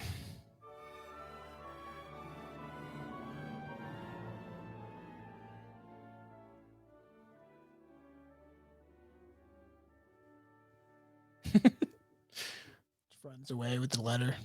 Yeah, because they're healing him. He goes to that like especially in the new one, it shows more of it. That he goes to like this it's like nuns take care of him at this church or cathedral or whatever, right? They're kind of nursing him back to health, and then she kind of tells him about the connections. How there's like this demonic being. No, I must go. I must get home as quickly as possible. He's got to go to run to his beloved. You know, this is wild. What? I'm pretty sure I read somewhere or I was listening to something that said that Count Orlok is actually in this movie for less than 10 minutes total. Really? Yeah, if you actually add it all up, all his scenes don't even amount to 10 minutes. Weird. Yeah. I guess there's pretty quick shots of him. But that's the whole mystery behind Well, it. it's Right? yeah, it's that thing again. Like, I mean, if you create the character in such a way, it feels like he's in the entire movie, even though he's not. It's more his presence. Yeah. But now this is like kind of creepy where the boat is like destroyed and there's nobody on the boat anymore except for your pal, Little Nas. Little Nosferatu.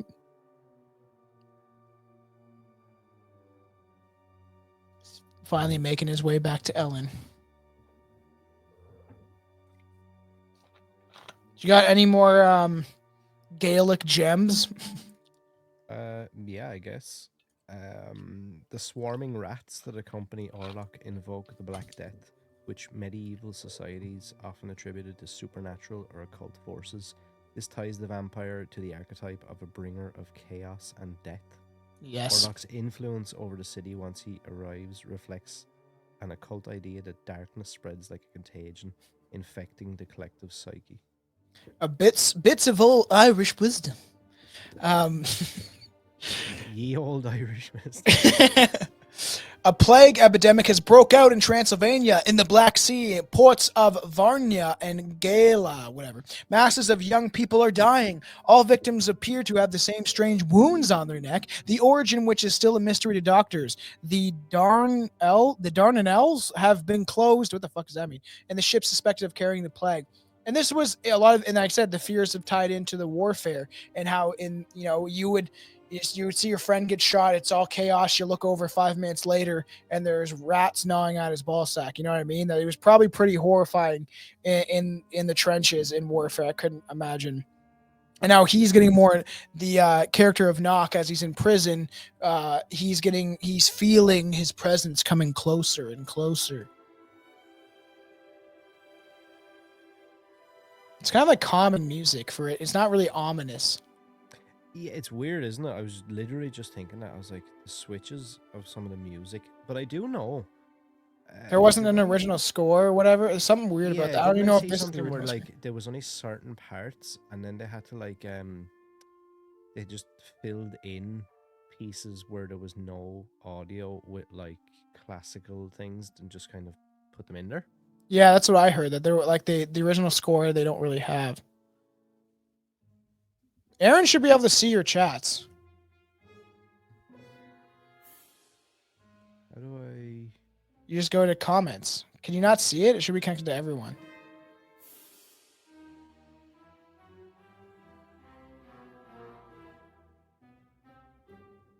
All destinations. Oh, look at that guy's chops, man.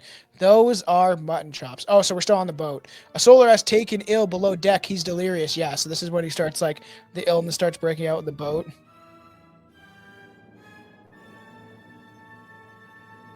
That guy needs some new pants, man. His pants are ripped to shit. Maybe that's just the style back then. Has anyone seen I'm gonna grow my beard. Don't do that. And I think, isn't it about this journey? The last voyage. Oh yeah, I thought that I didn't finish it. I thought it was okay. I wanted to finish it. The last voyage or whatever. Last voyage of the Dementor or whatever, Dementor or whatever. Demeter, however. Dementir. A crew sailing from Varna, Bulgaria, by the Black Sea to England found they were carrying very dangerous cargo. Yeah, that movie must be about this, which is kind of cool. Specifically, it's just about that chapter. Did you like it? Did you watch it all? It was pretty good, but Yes. it's very dark. You have to watch it in like the black dark. I know, I noticed that too. I feel like the new Nosferatu is like that too. Most of it. Um, yeah, it that was okay. I felt like I need to finish it, but I thought it was okay. Based on a single chapter, Oh, The cool. Captain's Log, from Bram Stoker's classic 1897 novel Dracula. The story is set aboard the Russian ship, which was chartered to carry private cargo, 24 unmarked wooden crates, to London. The film will detail the strange events that befell the doomed crew as they attempt to survive the ocean voyage, stalked each night by a terrifying presence on board the ship. When it finally arrives near the harbour, it was derelict with no trace of a crew. It spread like a scourge through the ship. The first sailor was infected, pulled the whole crew down into the darkness, watery grave. By the light of the sinking sun, the captain and the first mate said goodbye to the last of their comrades. So everyone's just dying on the boat. Yeah, I should give it more of a chance. Because I did watch some of it, and I was like, it was intriguing me to some extent, but I'm always And kind of also, disappointed with those films. yeah, it's like a weird tie-in because it's based on like that Captain's Log chapter from the Dracula book, but then Dracula's look in the movie is based on Count Orlok, Yes, I would. I didn't really get to see most of what he looked like, so I and should revisit that. he's a mix between Count Orlok and the vampire Barlow from the original Salem's Lot. Oh yeah, because that's also kind of like a Nosferatu look. Mm-hmm. Also a movie that I started watching that I never finished. That new one, I actually was liking it. I'm gonna have to rewatch that. Me and the wife were watching it, and for some reason I didn't get to finish it, so maybe I have to start it over. But it looked pretty interesting. Like it looked fun. The new Salem's Lot. It looked like it was decently well done. Man, those guys' beards on them though. I wonder if that's makeup. If that guy actually grew his beard out like that. Yeah, another fun fact. So when I was the Darn Danelles is the Black Sea near Turkey, used in World War One. Didn't know that. This is one of the last guys. He's like, I'm gonna kill this motherfucker. And all the rats come out. Gross. Ding, ding, ding, ding, ding. Oh yeah, the infamous scene of him raising up from the. It was freaky when I was a kid, but it looks stupid now. Look at that guy's face. He's like, oh no.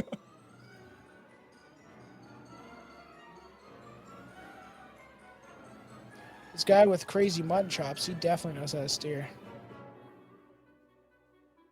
It looks like the fucking wolf man. I know, it's his beard is so long. He's like, F this, I'm out. Bye. It's the Undertaker. Oh yeah, because the Undertaker does that rise when he's sitting. Oh, yeah, there he is. The This is music also really a very. putting me off. I know, it's weird. I don't like the score for this. I would rather we should have done the metal score. Watch with like metal music. Yeah, that would have been interesting actually. It's too bad we didn't do that. Boo. We'll have to do that in a couple of years. We'll rewatch this. We'll have to do that tomorrow. Yeah. We'll have to watch this again. Oh Wow, if I man. don't see this for another 100 years, it'll be too soon. You want to see it in color? The Death Ship has a new captain. I'm having lots of fun with it just because it's me and you chatting about it. But like, if Yeah. I had to sit through this just to watch it, I'd be suicidal. I know, I agree. Active N3. End of Act 3, Jesus. It's difficult to say how weakened young Hutta has been able to overcome the obstacles of the trip home. Meanwhile, the deadly breath of Nosferatu filled the sails of the ship so it flew towards its goal land or whatever. The goal I missed the last part. And even in the new one, it is creepy when the ship comes towards the active N3. Yeah, that's dyslexic. What's that when you're dyslexic? Is that it? I can't even speak right now. Yeah, right. And you know what's really funny about that word as well? Why do they make the word that explains what it is so hard to pronounce? I know. Dyslexic? Is that it? So weird. Dyslexic. Oh, dyslexic. Yeah. Dyslexic. Jesus. But I can never just say that like a word. I have to like break it down. See, she feels Nosferatu coming for her. I feel So- his ship enter my port. Oh God! So now we're at the point of Ellen's sacrifices. The role of the pure soul. Ellen embodies the archetype of significant sacrificial virgin, a common trope in occult rituals. Her willingness to sacrifice herself mirrors themes of being a martyr and spiritual purity. Ellen uses the Book of Vampires to understand that Orlok can be defeated by the dawn. Her summoning of Orlok through her own vulnerability echoes rituals of invoking spirits in occult practices. Nice. Yeah, because it's all kind of tied to like her being connected to this darker force. They should really show that one more in the new one. I must go to him. He's coming. Oh, he's coming. So here's a question: right? Do you get is the vibe that he's just secretly like puppeteering all this, and she thinks it's her own free will to like capture him, but this is exactly what he wants, or I know. is she really clever and she's figured it out and she's the hero, or is she under his influence and she's like, oh my god, he's so sexy, and I need to like, go and do sexy stuff with him. I love people that look like Ari Shafir on meth. Whoa. Actually, like, Yeah, look. There was one Kill Tony where he came up on stage and he just took off his pants. He literally like windmilled his dick, and he looks like a goblin. I'm not lying. Like that's not anti-Semitic. He looks like Orlok at the end of the new movie where his legs are all withered away. Yeah, it's so weird. I'm like, what the fuck, man? Yeah, and is she? I feel like she's under his influence, and then she realizes it, and she tries to sacrifice herself. It's almost like the whole thing of the to fighting between good and evil, right? These parallels between these darker forces and having to try to resist them. Where obviously this guy Knock does not. He's like all for it. He's like, oh, he's coming. I can't wait. Oh, I see his ship. Oh, he's so excited. I love that. It's like, haha, my cell just happened to be placed right by where his ship will sail I in. know. He's like, hey, I'm right here. Come let me out now. Oh man. Slowly, ominously passing past his jail cell. You know that Knock is like rock hard, right? He's like, oh, I've been waiting for this my whole life. This is so good. He's finally gonna bum me. Bum me just sounds way worse. I don't know why than just like getting fucked in the ass. The master is near. The master is near. He's excited. That big overbite he has, or yeah, I know. Overbite, or whatever it is, with the chin sticking out.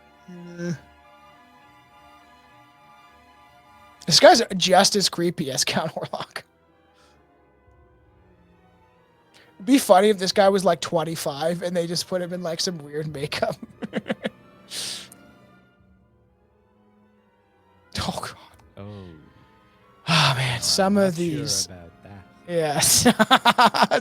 For the audio listeners, it's just like the tarp is like it's just like very fast coming off of the port in the ship, the little like porthole, and now he's coming out. Oh, and he's smiling.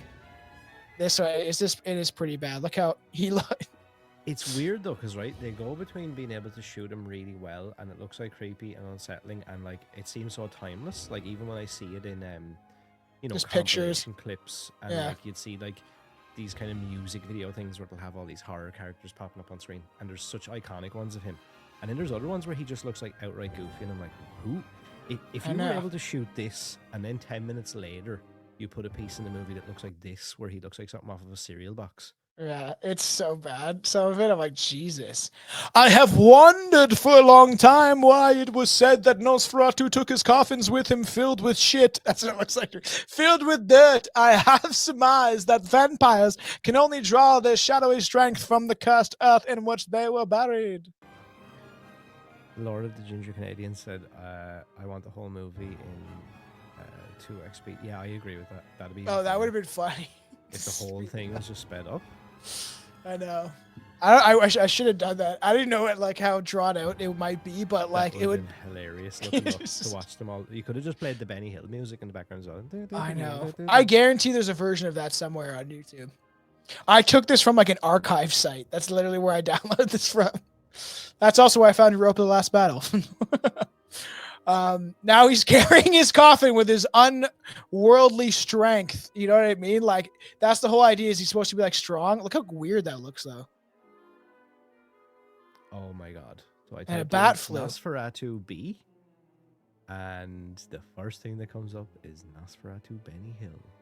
Oh, really? Does that mean that there's? Is it the whole film? No, but there's definitely clips. That's funny. You should just bring up, leave it there at the end. Just bring up the one clip of him doing the coffin thing. Will everyone be able to hear that if I put that on right now? I don't know. I can't hear anything. So, what? Just bring it up later. Like have it. And we'll share screen. I know. Just wait. I want to see it. Do you have any reviews of this? Look at him carry that coffin. It's so weird, man. Where are you going with that, man? He's literally carried that for like miles now. Where are you going with that? Why wouldn't you like to get a horse and carriage? He's like, this is all I need. I just need my bed. I need my bed so I can go to bed. And then he just carries his coffin for miles till he finally finds his place. Now he reunites with Ellen. He legitimately carried that coffin so far. Why wouldn't you like get somebody to do that for you, right? Pay some movers. You know, get yourself a cab. A moving truck would be nice, you know. A moving carriage. You have Will Sasso there to help you take in your things. I didn't realize as well, there's a huge number of different surviving prints, restorations, and alternate versions of Nosferatu. In the main, there are 3 complete restorations and 2 incomplete, partially restored versions. All 5 are available on DVD, while the latest 2 restorations from 1995 and 2006 are also on Blu-ray. In addition, there are countless low-quality public domain DVDs with different lengths, running speeds, and different soundtracks. All are derived from a single print held at the Museum of Modern Art. They usually have replacement American intertitles and are always in black and white. The film was originally color tinted throughout and only meant to be seen that way. Weird. And then there's if anybody's interested, there's some like comprehensive article that explains all of them and like all the differences and all like down to every little thing. Wow, that's weird because there was one that was like an hour 12, and I was like, oh, I want the full one, and most of them were like an hour 31 or something like that. Nosferatu, the Ultimate Blu-ray and DVD Guide, it's called. This guy carried his coffin. I can't get over how far he carried his coffin. It's one thing he looks so did. goofy as well. It's I like, know. What's going on? And then he just disappears into the wall. And now, obviously, if you're listening to audio, so like Ellen's reunited with Hutter, and like everything's fine now, and they think it's all bliss. And now they're looking upon the ship that crashed into the port. And look at then you have this weird-looking werewolf guy, one of the sailors with his neck bitten into, and he's the guy with the chops. He's got the chops. That guy's just like dead there. I think they're just drunk. So is there any major differences between any of the releases? That's what I'm just looking here now to see. Is there anything like that's like substantial? Mm-hmm. That guy's dead, man. Stop trying to move his body around. Because you'd be like, seems like the plague got them. We've looked everywhere, not a living soul on board.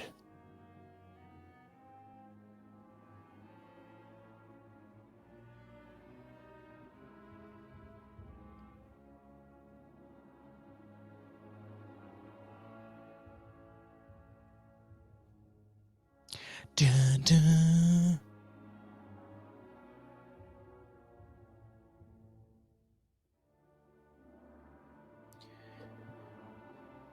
Yes. I don't think there's anything like major difference about them.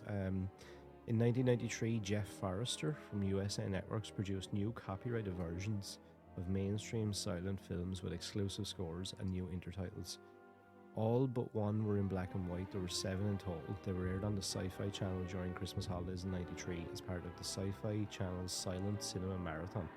It was hosted by renowned film critic Jeffrey Lyons and was taped at the American Museum of Moving Image in Astoria, New York. These particular versions have never been available on any home video format. Their whereabouts are currently unknown, and they were distributed by Jordex Television Incorporated. Weird. Hmm.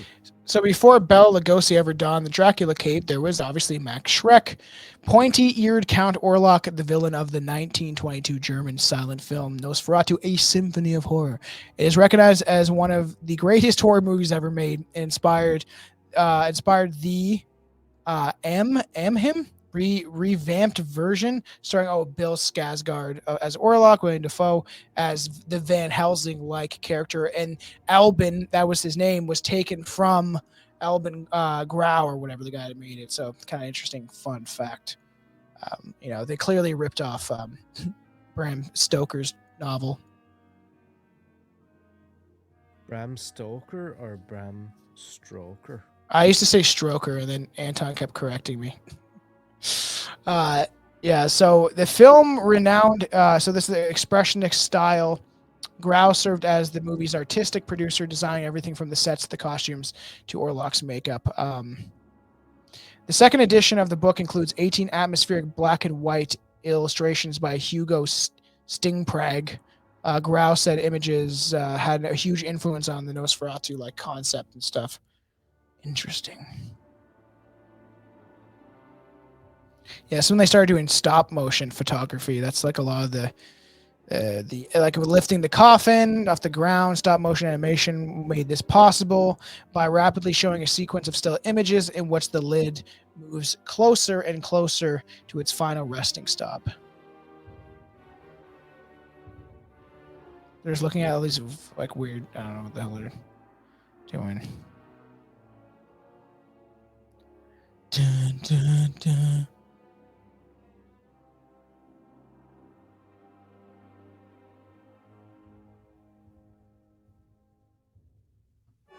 Danger of a plague. Return to your home.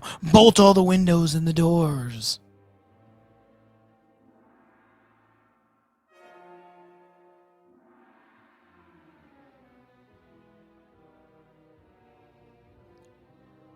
Let's get some more fun facts. See if I can find any. There's like Blue Oyster Cult fans. There is. Blue Oyster Cult are clearly fans given their song Nosferatu on the album Spectres.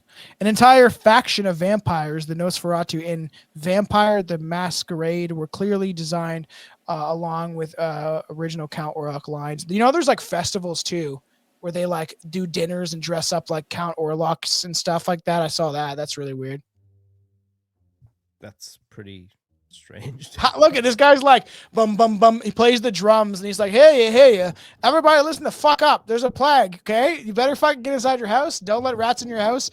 Do something. Cover your face with a diaper. Your house to listen to me. Get into your house. Go away. That's very funny. That it's just a guy came out with a drum. He's like bum bum bum. We had to go to each neighborhood to do this. It's like, man, it's gonna take all goddamn day. So funny. See, and then get in the house. There's a plague. Oh, I love that cut. She just disappeared. You missed that there. He was like pulling her away and then she just vanished. Okay, on to the next neighborhood with my drum. Dun, dun, dun, dun. So he's just going around the town. Hi-ho. Hi-ho. Tell the people to go inside their fucking house because the plague is here. Oh, man. Active End 4. Yeah, here we go.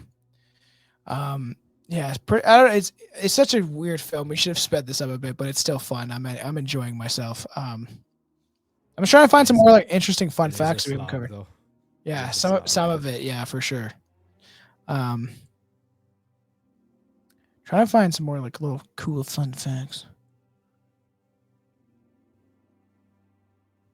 Dun, dun, dun, dun, dun, dun, dun. Locations. There's so many vampire films, man. There's so many different scores of this film too. So weird. It's hard to tell which one is the best one. It's definitely longer than I expected for a silent film. I know it is. We are nearing the end. So then they're just carrying out the coffin because people are starting to die now of the plague, and then the scene in the new one, man. Pain. Yeah. Feel their pain. Da, da, da. Put me in that coffin, please. Kill me. Hutter had made Ellen a promise not to touch himself, not to touch, just kidding, not to touch the book which had caused him such frightening visions, but she found its strange force irresistible. It's like, this book is making me wet. I need to read it. So yeah, so like the court ruled in favor of the German authorities, were ordered to find, burn all the prints, which is crazy. Fortunately, one print survived and made it to the United States. As I said, the surviving print was copied and passed along through the years. Nosferatu wasn't in violation of the United States copyright laws, so American audience were free to enjoy it.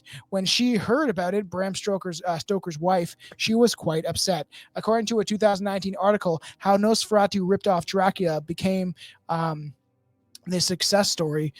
She continues to round up any copies left floating around and had them set ablaze. She railed against every new screening she heard of, but failed to stop the film's growing cult status. Eventually, she tried a different tactic in which the courts were unable to kill Nosferatu. She figured a second vampire film might do the trick. Florence gave ready to her consent for the Universal Studios to make Dracula. Pretty interesting. Deliverance is possible, but no other means. But the innocent maiden, whatever the fuck that says, the vampire fed the first crowning of the cock. This has been done, sacrifice of her own blood. I don't know if that's not what it said. It just looked like it's crowing of the cock. So I assume that means the thing that makes a noise wake you up. She should have had him bite the penis in the film. You know what I mean? Especially in Eggers thing. Like she's like, he had a flute on him, though. I'll give him that. A flute, skin flute. Yeah. Do you remember those things? I don't know if you had them over there. I don't know if anyone will even know the reference I'm making. It was like some dumb shit that you would get. We used to call them pound shops here, so it's like a dollar store or whatever. Yeah. Dollar store, yeah. And like it was just like squeezy, like kind of looked like a dildo, but like you'd like squeeze it through your hands. Oh yeah, I remember that. Yeah. And like it was actually kind of like a fleshlight. You could like, if you wanted to, if you were a sick-minded child. Ew. Are you expressing something? Are you hinting to something? You know, it's funny, right? I was actually that sad as like a kid or whatever. That never came into my mind. But when I think about it now, and I'm like, yeah, it's mind weird. I did develop. Dude, I would have been fucking those things every day. Yeah. So weird. Isn't there a vampire movie where the chick bites off the guy's dick or something? I swear to God, I can't think of it, but I swear there is a vampire movie where the chick bites his wings. They really like overact some of the like I know parts where he's all like I know the sun, and because isn't he a part of like, because he got bit, so the sun does affect him. So in the novel Dracula, sunlight can't kill vampires. The first time sunlight is mentioned as like a fatality in vampires is Nosferatu. Grau and Galen wanted to come up with a more dramatic ending and had Count Orlok die as the sunlight hits him. Fear lurked around every corner of the town. Who was still healthy? Who was sick? While there is no doubt about the filmmakers did use Stoker's Grau, whatever, and put an interesting spin on it. The film, occasionally shown on TV and included in Halloween Film Fest, Nosferatu has seen a remake in the 1979 atmospheric Nosferatu Vampire, starring Klaus Kinski. I heard he's got some weird shadows. That dude. So just so people will kind of, I guess, know a bit more about that. So I got like a little bit of insider information from do you remember House on Haunted Hill? Yes, I love that movie. I'd love to cover it at some point. You should put that on the docket. So I had William Malone, or Bill Malone as a lot of people refer to him as. Oh, you might be right, Daniel. The French let the right ones in is the dick biting movie. I think, I swear to God, I've seen one where I'm like, and I was like, what the fuck? So carry on. Now they're all carrying the plague coffins. So yeah, I had Bill on the show a while back, and he was one of my like biggest this is a person I need to speak to, because like the guy's getting older. I've always admired his work, blah blah blah. But he was telling me he worked with Klaus Kinski on, I think it was Creature in 1985 and a few other things. And he was like, we had meetings, we used to go for lunches and, dinners and stuff like that. And he was like, he was every bit as odd and as strange as you could imagine. Like, he talked about some of the stuff he would say, and he would pass it off as like jokes. But like, he would say things like about like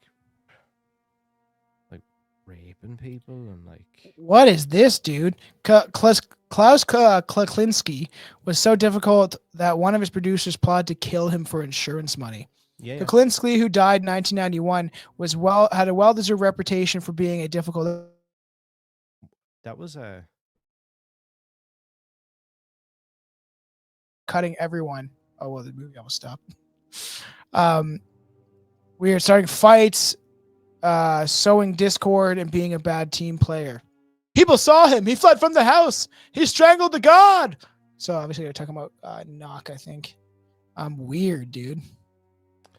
yeah, but sure, he like, I think it was Werner, wasn't it Werner Herzog said he planned to kill him, but then they were also like kind of friends as well. But in 2013, his daughter published an autobiography titled, I think it was called like From the Child's Mouth or something like that. And she said that he had abused her from like age 5 to like 19 or something. Of course. And then like her half sister said that he would like do all sexual stuff to her when she was 4 or 5 years old, but never had sex with her.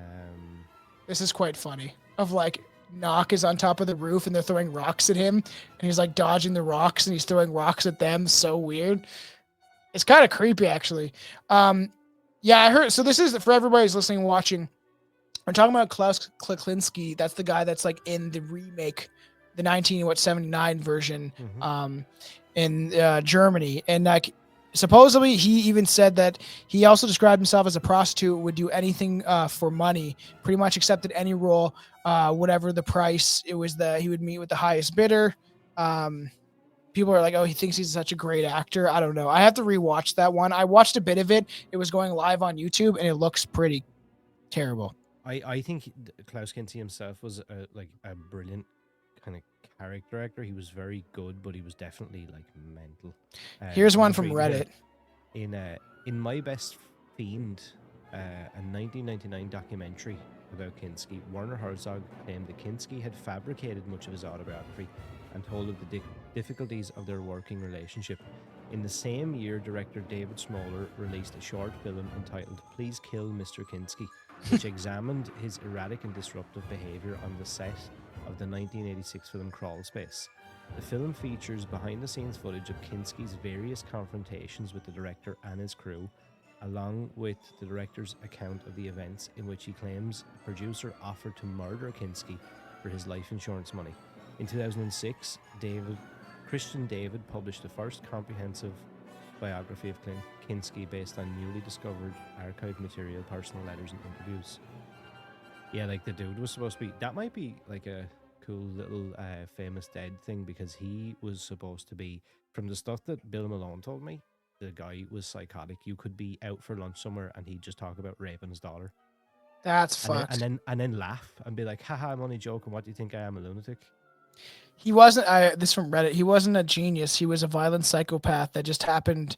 His crazy eyes and unhinged behavior tracked very well on screen when shot and directed by a master of the craft, and properly edited. He was an alcoholic brute, otherwise harmed many. He shot the finger off of an indigenous crew member for essentially no reason. He was mad and he wanted to shoot his gun at something. Just one example. Not even the top 10 worst, especially abusive to those who tried to help him through his life and gave him peace to stay, etc. He's nothing more. He'd be nothing but a forgotten German stage actor who died a homeless drunk without Herzog, who was 1,000 times the man he was. Yet his ego made Donald Trump look like a bashful maiden. This creepy image of Nosferatu staring through the window. That's a very infamous picture that we all know. It's when she's getting lured in by him. What a crazy fuck, man. That Kinski Yeah, that's guy. interesting. The terrifying reign of Klaus Kinski, the most evil actor who ever lived that you may not have heard of. The star of Nosferatu was so awful that many directors wanted him dead, but his sins went far beyond being difficult on set. It's weird. He looks like a lunatic. I don't know if you've ever seen him, like pictures of him or anything. Yeah, but, yeah. like, the guy, he does look a bit deranged. But didn't I thought I heard something about, like, didn't he end up having like a mental illness or something? Yeah, probably. Yeah, he probably shouldn't have. Like, in 1950, Kinski stayed at a psychiatric hospital in West Berlin after stalking his theatrical sponsor and attempting to strangle her. Medical records from this period listed a preliminary diagnosis of severe schizophrenia, but the doctor's ultimate conclusion was psychopathy. Yeah, he's a Became psychopath. unable to secure film roles, and in 1955 he attempted suicide twice. Crazy. So, like, he probably should have, like, been locked up somewhere or, like, had to get help. Yep. See, now she's feeling the sickness. Booer, get Booer, whatever that guy's name is, Bluer. This is we're at the the final confrontation. Yes. The power of the sun. Orlok's destruction at dawn reflects the Alchemic.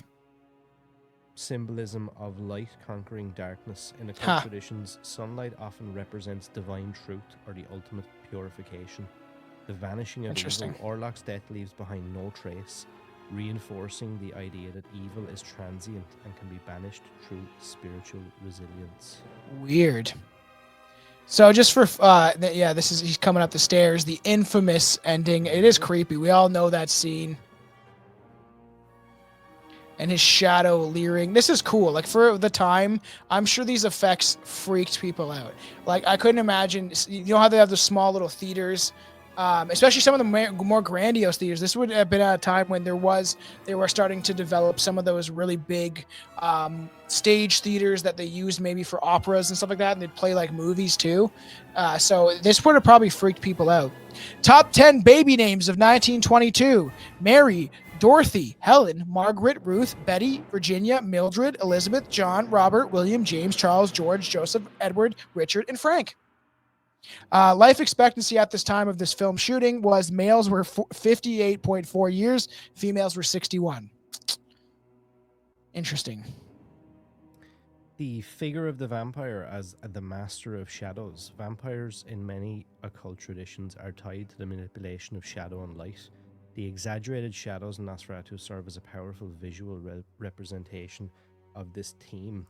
Murnau's Nosferatu is famous for its striking visuals and innovative use of shadow.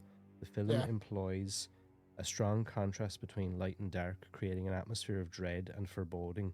Iconic images like Orlok's outstretched hand and the eerie towering shadows became trademarks of the horror genre. Yeah, and then she sacrifices herself. She actually lures him in, and then obviously this creepy scene, he hears the rooster caw.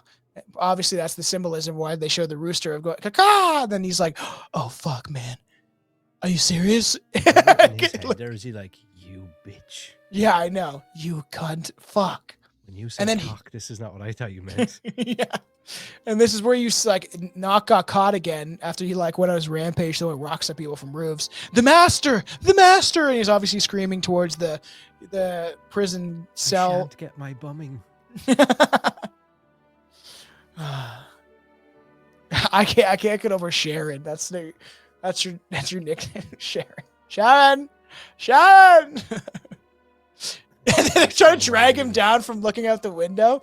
Like, get down from there. This is like the iconic scene. Look at the set, though. Look at the background. That's clearly just some cardboard cutout, and it's painted. Look, you see? Oh, yeah. For sure. Yeah, he's probably like, you can kind of see more of his beard now in this. You see like more of his side profile where he has like he kind of has chops on him. Sharon! I get that sound effect of Ozzy doing that. This is where the first time we see a vampire killed by sunlight.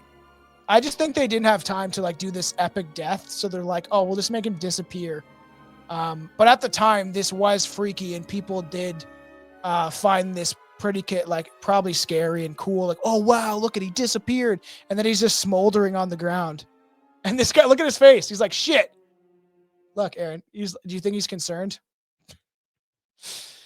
Poor old what's his name? Knock. He's like, no, my master is dead. He's dead, man. Shan't get to my bumming now. No So bumming funny. for you, boy. Crazy. Um, So, if you want, there's some fun facts. Gummy bears were created in Germany at this time. Walgreens introduced the malted milkshake in 1922. Pretty interesting. The first ever 3D movie of The Power of Love, a silent film released in 1922. It was the first film to have an alternate ending, and a viewer could choose the happy or sad endings, both shot in 2D by closing one's eyes or the other. No copies exist. Isn't that weird? Not fun facts. That is pretty weird. I didn't know. How would a 3D movie exist back then? So strange. Oh, it's so sad. She died.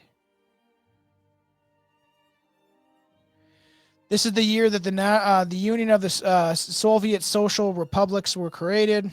Mussolini and the Fascist Party came to power in Italy. That's nice. Mahatma Gandhi was arrested and tried for sedition and spent 60 years. Okay, I should probably read this. And the truth bore witness to the miracle. In that very moment, the great death came to an end, and the shadow of the deathbed was gone, as obliterated by the triumphant rays of the living sun. Nice. The most famous person in America was probably Babe Ruth at this time. Now his castle decays. The end. Oh yeah, in the film they're actually killing people. It's just people on a set for the 3D, and they're just like throwing shit at you. There we go, Nosferatu. What did you think? I wish they had that effect for this movie. Yeah, just fucking put a bullet in your brain. It is shot me in the head. Yeah, I enjoyed it. It is a little daunting though, but I think it will come out well for audio because we were just pretty much yapping the whole time because it is an interesting film. It is a very iconic film.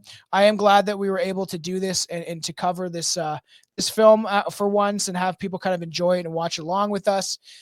So I really hope that people did enjoy themselves, you know, especially with these more public domain movies. We'll be able to do this at some point. I would like to do Night of the Living Dead and make it translate well to audio also and do a lot of fun facts and stuff like that and maybe do a little review before or after or whatever and kind of so we can kind of put it out to the audio spheres too, put it in your ears, in your ear holes. But I liked it. I don't know, for the time, you know, what it was, pretty creepy, atmospheric movie, very iconic.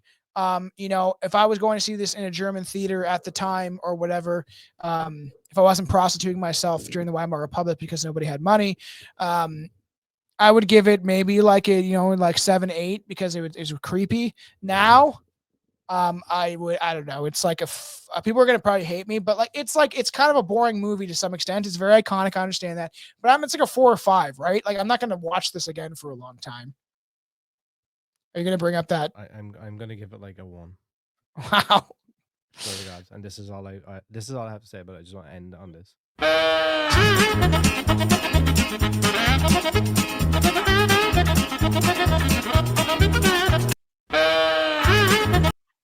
Is there one of the like him carrying the coffins? That was funny. Typical, you know, so funny. Not that I could find. It's too bad. Well, I hope everybody enjoyed this. This is supposed to be just a kind of fun time. Oh, it is perfect. I know. I think some films are kind of cool to watch for watch-alongs. Yeah, because we can kind of talk over and stuff like that, have some fun with it. We hope you guys did enjoy it. If you listen on audio, I hope you also enjoyed listening to us just talk shit about the movie and kind of bring up some fun facts. We'll be doing this more often with some fun stuff. I want to watch Faust. I've never seen it. I would like to do a watch along for that. That's also a very creepy German silent film. I've heard the creepy things about it. And then, so everybody support the show, Strange Brew Podcast. Go follow us on Instagram, on X for Strange Brewcast. Please make sure to share, like, comment, give us 5-star rating reviews, buy some merch. Anything would help. You can get this design on a t-shirt. Anything would help us. A lot of the free stuff does help us more than you think. I sent you a link for a 1925 Phantom of the Opera silent film. That could be interesting because it's probably public domain. If we can sit there and make fun of it and get some fun facts, I'm sure that we could have fun covering it. So, make sure to support the show. And then, Aaron, you want to show your stuff and maybe talk about some cool stuff that we're doing, and especially maybe what we're doing tomorrow for people.